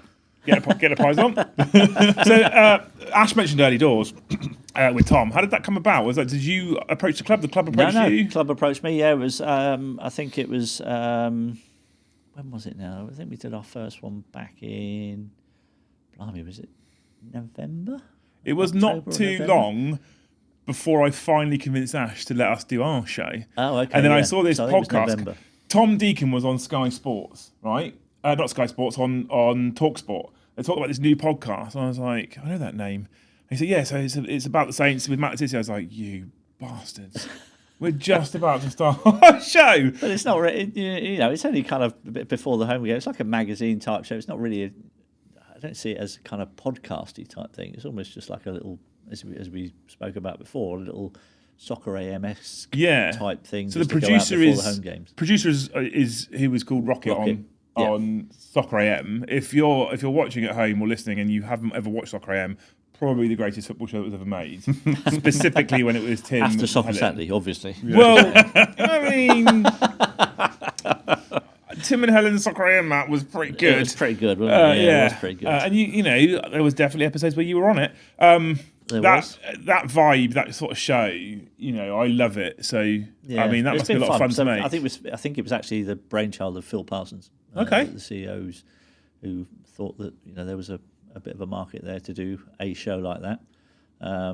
Obviously, we've tried not to focus too much on the results. Why is that then? Maybe next season, if it carries on, we might do. But yeah, we've got shows scheduled for the rest of the season. We've had some good guests on there, and me and Tom have enjoyed it. We get on very well with Tom. I didn't get the invite. Did you not get the invite? No, it's ex-players. No, so they had Stephen Davis on the last one, and he was doing kick-ups in the chair with football. So we could have done that all day, Davo. He was brilliant. Yeah, the snooker player. Okay, good. Oh, I made that gag on the show. Did you? Yeah. Oh, damn it.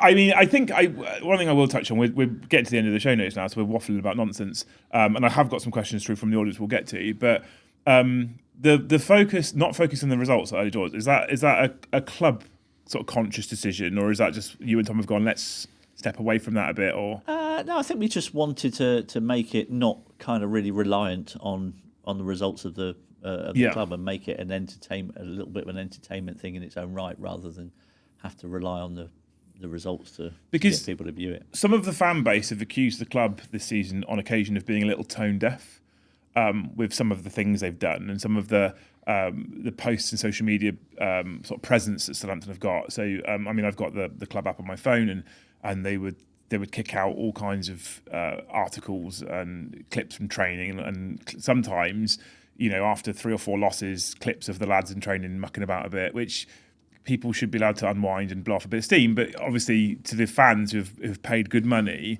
I have a season ticket this season, have paid a lot of money to watch it, it can come across a bit tone deaf. Yeah. When we played Wolves, we were 2-0 down, we scored a goal. If I was the club, I probably wouldn't have played the little celebration music straight after, because we're 2-0 down against 17th place. Let's not worry about it. Let's just get the ball back at the centre spot and go again. Fair point. I think it's a fair point. Yeah. Yeah. Do you? Is that a criticism that you would level at the club as well, or do you think they're trying to play it clever? I think no. I think there's always room for improvement when it comes to communications from the club and towards the fans. And I think sometimes they do get it wrong. Yeah. And there's a fine line to be had, and I guess it's a constant that they're always monitoring where they are and perhaps the content that they put out, is it really appropriate? So you've got to be really on top of your game as a social media guy to actually be really in touch with what the fans are feeling. And you're right. I think sometimes it's been a little bit of really? Is that the right time to put that out? That's the right time? Okay. Yeah. So hopefully lessons have been learned. Yeah. It was just I was just sort of a bit curious as to whether the podcast was, the show was kind of ignore the results and don't touch it because we're trying to pretend it's not happening. Or I get though. I also get trying to give the fans and the audience something to smile about, and just a little bit of content that kind of takes the focus away from what's been happening on the pitch, and maybe a little nod as well to the past. With the guests that we've had on, with Stephen Davis, and we've had James Beattie. So we've had players from all kinds of eras. Ian Turner, the keeper in the 76 Cup final, was one of our guests. And then we branched out a little bit, and we had Ryan the Piranha Garner on, who obviously went and win his fight, and Bournemouth is hoping to have his next fight maybe, or the fight after that at St Mary's one day. Yeah, so that could be quite cool. But he was a good guest. Someone in a Saints badge winning things. Absolutely. I used to work with his brother actually, and he was very impressive. in his last fight. And like I think you said it on the show as well, he went 12 rounds for the first time in a while, and he looked like he could have done another fresh as 6. Daisy, wasn't he? Yeah, he was Yeah. fresh. He won every round comfortably, I thought. He was in the Northern fan zone shortly after with his belt saying that he wanted to fight at St Mary's, and I hope they let it happen at some point. That'd be good. That would be good, yeah. Right, we said at the start of the show to our audience members, if they want to stick things on Super Chats, which is the YouTube equivalent essentially of paying to ask a question, then they could, and some of them have. I've had a look at them whilst we've been chatting, and there's nothing that I think we have to skip over. And there's only a couple, so I'll throw a few at you. There's been a couple from Yeston Jones who says the first question he's got is: do you miss the time players had a sense of loyalty? That we had testimonial games. As an Arsenal fan, I enjoyed the games for Parlour, Winterburn, Adams, etc. It seems now players are just money-grabbing mercenaries. He does little love heart smiley face emoji and says "Le God." Oh, bless Even him. as an Arsenal fan. Yeah, so I think I do miss those days of having a core of the squad and a core of the team that really do care for the club. Well, you touched on, we talked about Dodd and Benali and Glenn Cockrow, etc. But actually, you could have applied that to most clubs, couldn't you, for quite some time? Yeah. So he's touched on Arsenal, and I actually think you look at a lot of clubs, and I think when we were growing up specifically, the core of the team for most clubs didn't really change. And your Gerrards, your Lampards, Just big news when it did, didn't it? it was big news when it did, and it was very rare. And moves like Beckham to Real Madrid was still seen as really controversial, despite the fact he's going to Real Madrid. Yeah. Because he was a Man United boy for so long. I think it It'd be interesting to see actually what the average stay of a footballer at a Premier League club is now compared to 25 years ago. Do you think it? I mean, I think we've already covered it quite heavily from yesterday's chat, but I think it does really negatively impact the current football. I think so. I think you're right, and it accentuates the gap between the player and the fans. Yeah, that's actually a really fair I point. think that's what it does. Because if I had, my kids aren't really into football at the moment, they're more into video games. If they were into football, I'd be terrified of paying the extra money to put a name and number on the back of a shirt. Yeah. So, yours was one where if we put 7 on the back of a football shirt with your name above it, it was pretty solid that was going to be a relevant shirt You'd for the have rest that for a few years. Yeah, right, exactly. Whereas I think nowadays, Matty Fernandez has been incredible. It might be 6 months into the season, someone goes, I'm getting Matty Fernandez on the back of the shirt, and we still don't know if he's going to stay at the end of the season. So Jake wanted everything. Every name and number I got on the back of my shirt when I was a kid. They left. Yes. Apart from Matt Oakley. Matt Oakley left. Eventually. That was a while though, yeah, to he be left. fair. I'll give him that. Thank you, Yeston. He also asks, okay, right, I need to add some context here because for all of our normal, regular football viewers, they won't have a clue. There's ways in which YouTube monetizes, and normally if people spend a certain amount of money, what my colleague does, my employee does, is he offers them a wish. He wishes something for them. Oh, okay. And it could be random, right? So he goes for anything for, I hope the next time you order McDonald's chicken nuggets, they give you 6 free, or I hope a badger comes in your house and becomes best friends with you, right? Okay, yeah. That's Interesting. he is an interesting individual, Matt. Yeah. I Got some imagination on him. I typically keep him away from other normal humans. He Sounds like a does. good idea. So Yeston has said, can we get a Le God wish for all fans, no matter what their hobby, interests or creeds? You legend Le God Liam, if you get Dennis Burkamp on the stream, you can have my house. Wow. I don't own a house currently, so that would be quite helpful. I would, yeah. So have you got some sort of random comedic generic wish for people out there? Oh, okay. Put me on the spot there. Yeah, I often hope, for example, that people don't catch their testicles in their flies when they do them back up. It's painful. It's a I've strong done it. hope. It's painful. Yeah, that is painful. Yeah. It's not the first one that sprung to my mind, though, I've got to say. No, it's about have a creative imagination, Matt. That's all it is. It is, yeah. I used to have that on a football pitch. My wish for every Southampton fan right now is that we beat Derby's 11 points. Yeah, That's my only wish. I think that's a this strong season hope. next.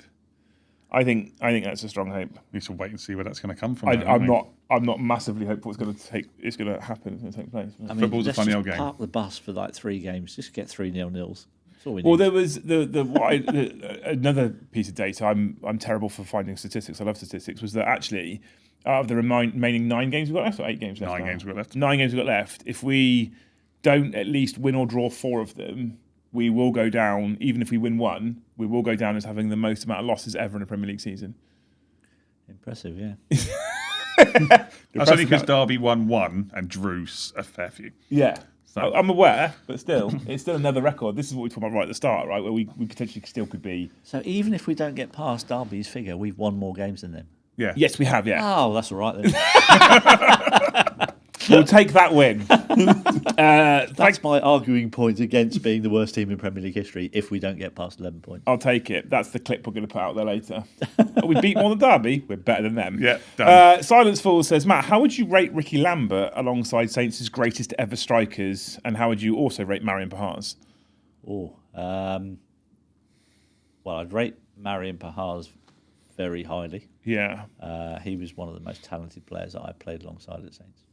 Oh, really? Yeah. It's quite the accolade, that. Yeah, he was one of the few players who would do stuff in training, and I'd go, "Wow, how do you do that?" And that didn't happen very often. Yeah. I think Gordon Strachan quoted that if he didn't have the injuries, probably that he did, he would easily be playing for a Champions League club consistently. Oh, really? Yeah, I think that's fair. Ricky Lambert, I think, for the time that he was at our football club, was amazing. He came at a really good time. You know, we had that double promotion season. He was banging in goals left, right, and centre, and people went, "Well, you know, can he do it in the Premier League like they always do with guys that come up from the Championship?" And he showed in the Premier League that he could still bang in the goals in the Premier League as well. And then, you know, England debut. What a dream! Yeah. Coming on against Scotland at Wembley and scoring with your first touch. I mean, I think there's only been. I'm not sure I've ever quite celebrated a goal when I was sat at home watching a football match like I did that day. I woke the wife up. I I went absolutely mad. I went mad. Yeah, I was really Yeah. chuffed for him. I think I was only ever the same kind of level of emotion was when I watched my mate Richard Bland win his first golf tournament on telly, and I cried that day. And not really a crier. No. It was on that level. It was quite magical. He was obviously Ricky was incredible for us, and I think that I am a bit. I'm put this out there now. I'm a big Adam Lallana fan, but when they both moved to Liverpool, I think every Saints fan was quite sad and annoyed and gutted that Adam had gone. But every single Saints fan was chuffed for Ricky that he got that move to Liverpool at the same time. It's just a shame that it came at the time that it did, because Liverpool were transitioning, and out of because obviously that season, I'm sure you remember, they bought Balotelli, they had Fabio Borini playing up front, and he was by far the better striker out of all of them, but he didn't get the game time. Yeah, I mean, he got to play for his boyhood club, so Yeah. you know, I was really chuffed from that point. Yeah, and he's a top bloke as well. Yeah. I've got to know Ricky quite a lot the last few years, and it's lovely. I mean, having watched him for all those years, and I couldn't really, because during that period of time when he was at the club, Nicola Cortese was obviously in charge of the club and didn't really encourage any like relationship with the players, ex-players coming into the football club. So I never really got to know the players at all. Couldn't go and watch them at the training ground or anything like that. So it's been really nice to get to know Ricky the last few years and see what a top bloke he is, and got a lot of mutual respect there. Who's a better penalty taker? And I'm not counting the penalty shootout that you had at Kelvin Davis. Yeah, you can't count that. I was injured when I played that penalty shootout. I didn't tell anyone. I pulled my groin about 4 days before that. So I couldn't hit it very hard. I think I watched close range that night at Kelvin's testimonial, and I don't think I've ever seen a footballer hit penalties so hard and so accurately than Ricky could. I couldn't hit it with that same power that he could. However, he missed 2 penalties in his career and only missed 1. How many did you take though? I took 48. 48. How many did Ricky take? I haven't got that Don't stat. know. I know he had 33 out of 33 for Saints, I think. So But- He missed 2 at a couple of previous clubs. But in the 2 that he He's missed, probably- I don't think he scored. And in the game that Matt missed, obviously, he then twatted one in from 25 yards. Left foot volley, decent goal. Top corner, boom. Best left foot goal ever scored. Same game as I missed a penalty. No one talks about it. Well, Bit harsh.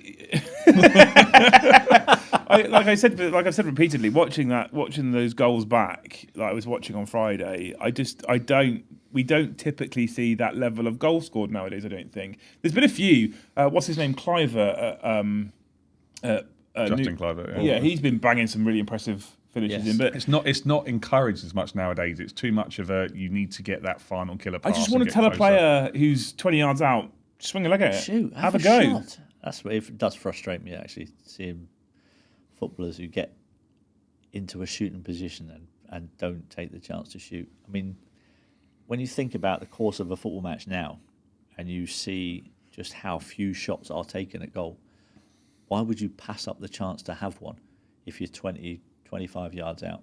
You know, it's a great saying in my day. If you don't buy a ticket, you don't win the lottery. If you don't shoot, you're not going to score. You might not even have the confidence to shoot from, think that you can score from there.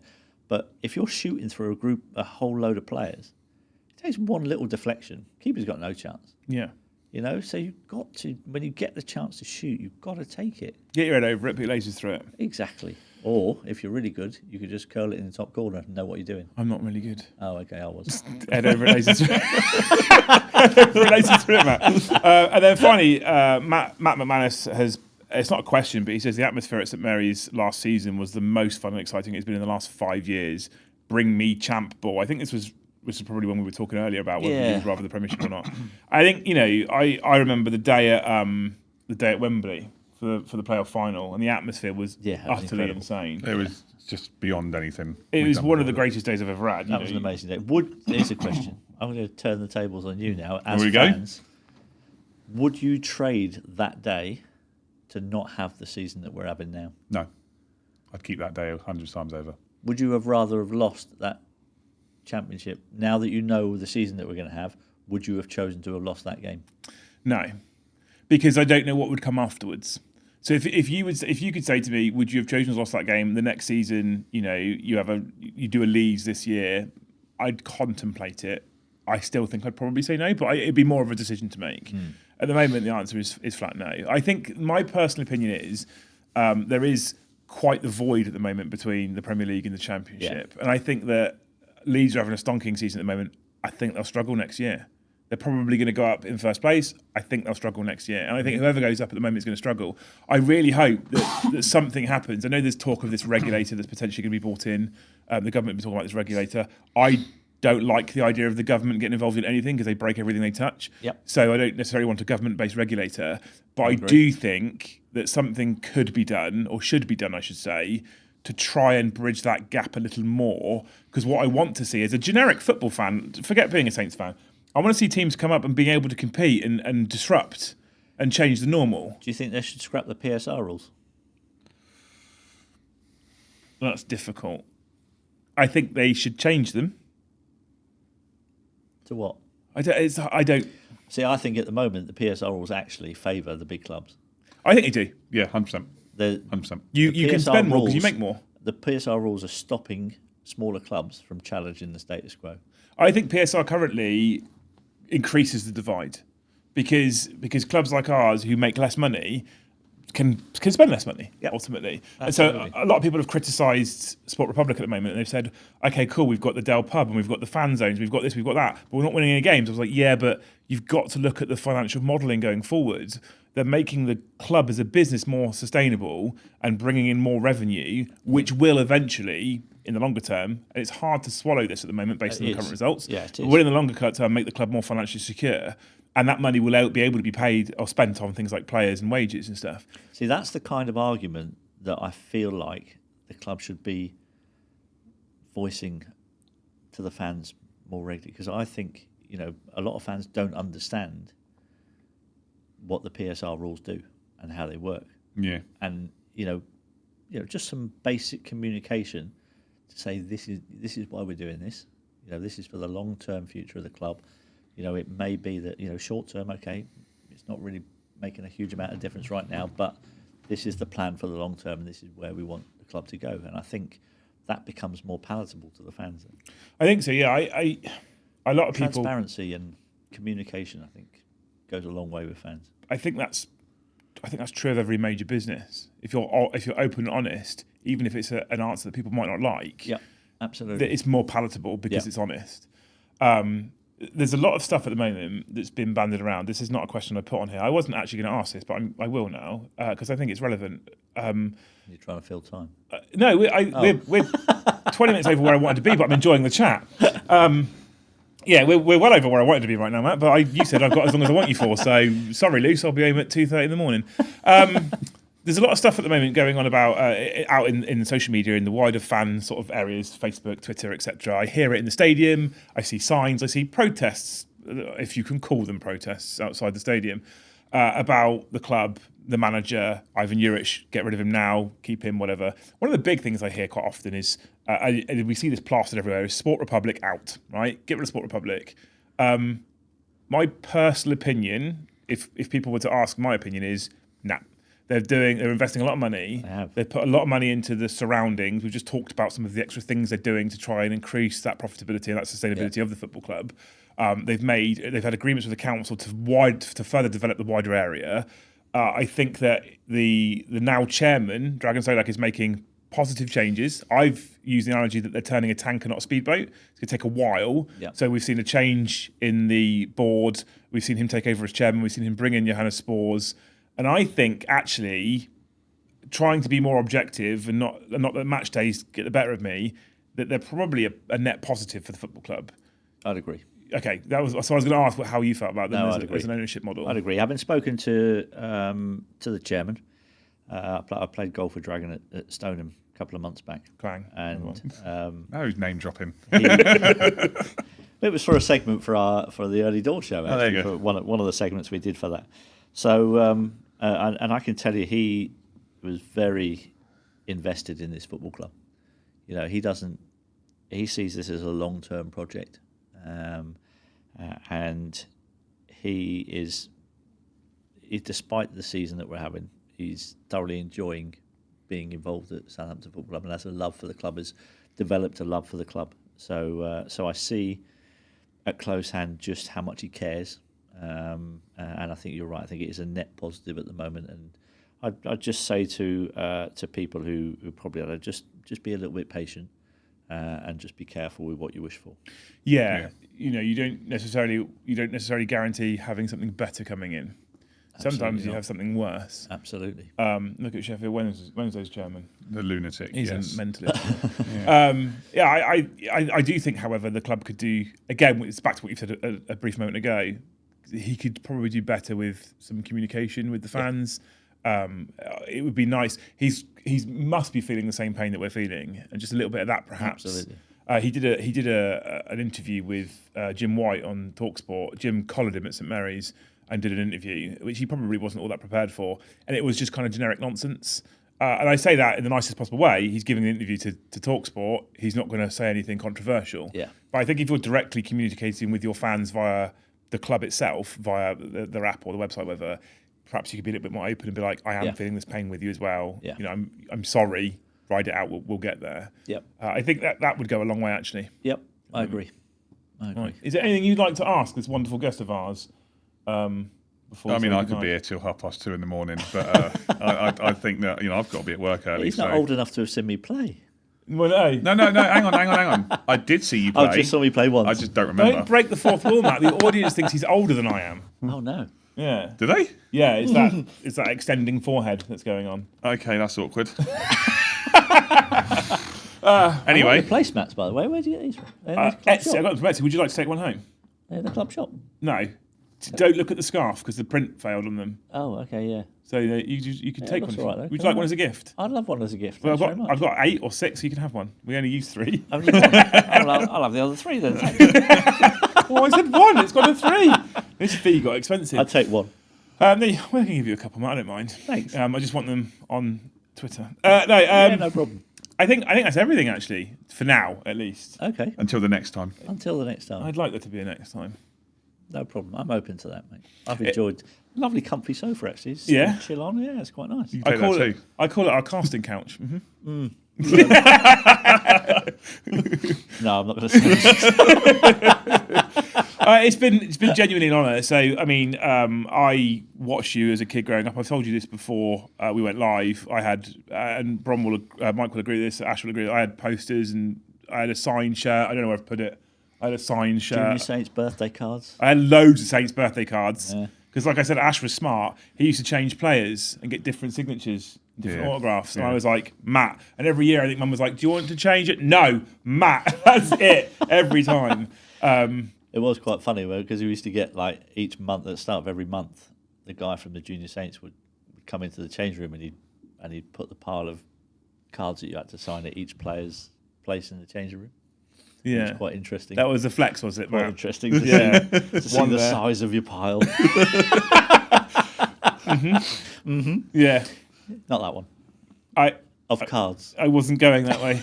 I thought that I wasn't going that way, but I did. And watching you growing up was phenomenal. Watching Unbelievable again on Friday, despite the fact that I turned it on and instantly felt old because of the TV quality, the audio quality. It was so bad, and I was like, Jesus. I think I remember getting that on VHS when it came out. It's funny actually. David Baddiel narrated that, and now he hates me. Does he? Yeah. Oh. He didn't like my views. His loss. He's probably a knob. So growing up watching you at the club was incredible. Ash watched bits of it. Dad was in chat earlier. Dad watched your debut against Tottenham. He was in the stands at the time. I was just thinking that. He is old. I was just thinking that because obviously that's now 39 years ago was my debut. Yeah. And now, so really, if you to remember that, like properly remember it, you've probably got to be like 9 or 10. Right. So realistically, to have seen my debut play, you've now got to be like nearly 50. That's just turned 65. Yeah. Oh, well, you've seen Mick Shannon play and all sorts. Oh, he was at the 76 Cup Terry final. Payne. Yeah. He did. Yeah. He loves it all. Yeah, he comes up with all those names. Yeah. Oh, bless him. Tell him I said hello. He'll forget in a week. No, I'm joking. I will. Like I said, he's also huge into his golf, Matt. So Is he? You've got a Where's common he play? Everywhere. Does he we'll just there's a few extra minutes here. Yeah. He works down at Dibling Golf Course. Oh, okay. I've played Dibs in a few times. Yeah, he works down there as a like stewarding and stuff like that, doesn't he? And Okay. ball collecting. You Yeah. no idea. You don't care. But he plays all over the place. He's going. I can't remember where he said he was going this next week. He did tell me. I forgot. He goes all over. Plays everywhere, doesn't he? Yeah, loads different. You really take notice of what your dad tells you, do you? Yeah. Yeah, it looks like it.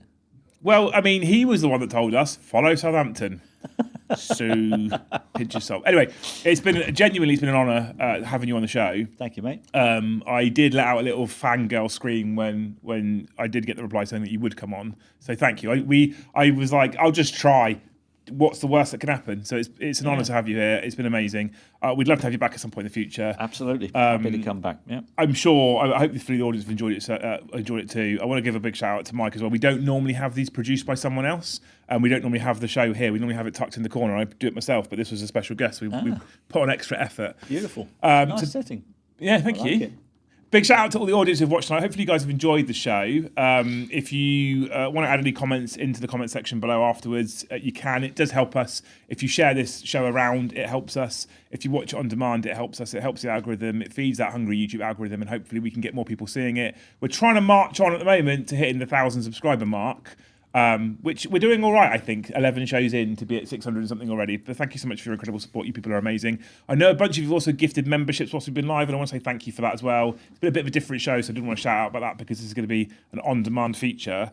But thank you to Yeston Jones and to, I'm pressing buttons now because I wasn't prepared, Silence Falls for gifting memberships to the channel. You people are amazing.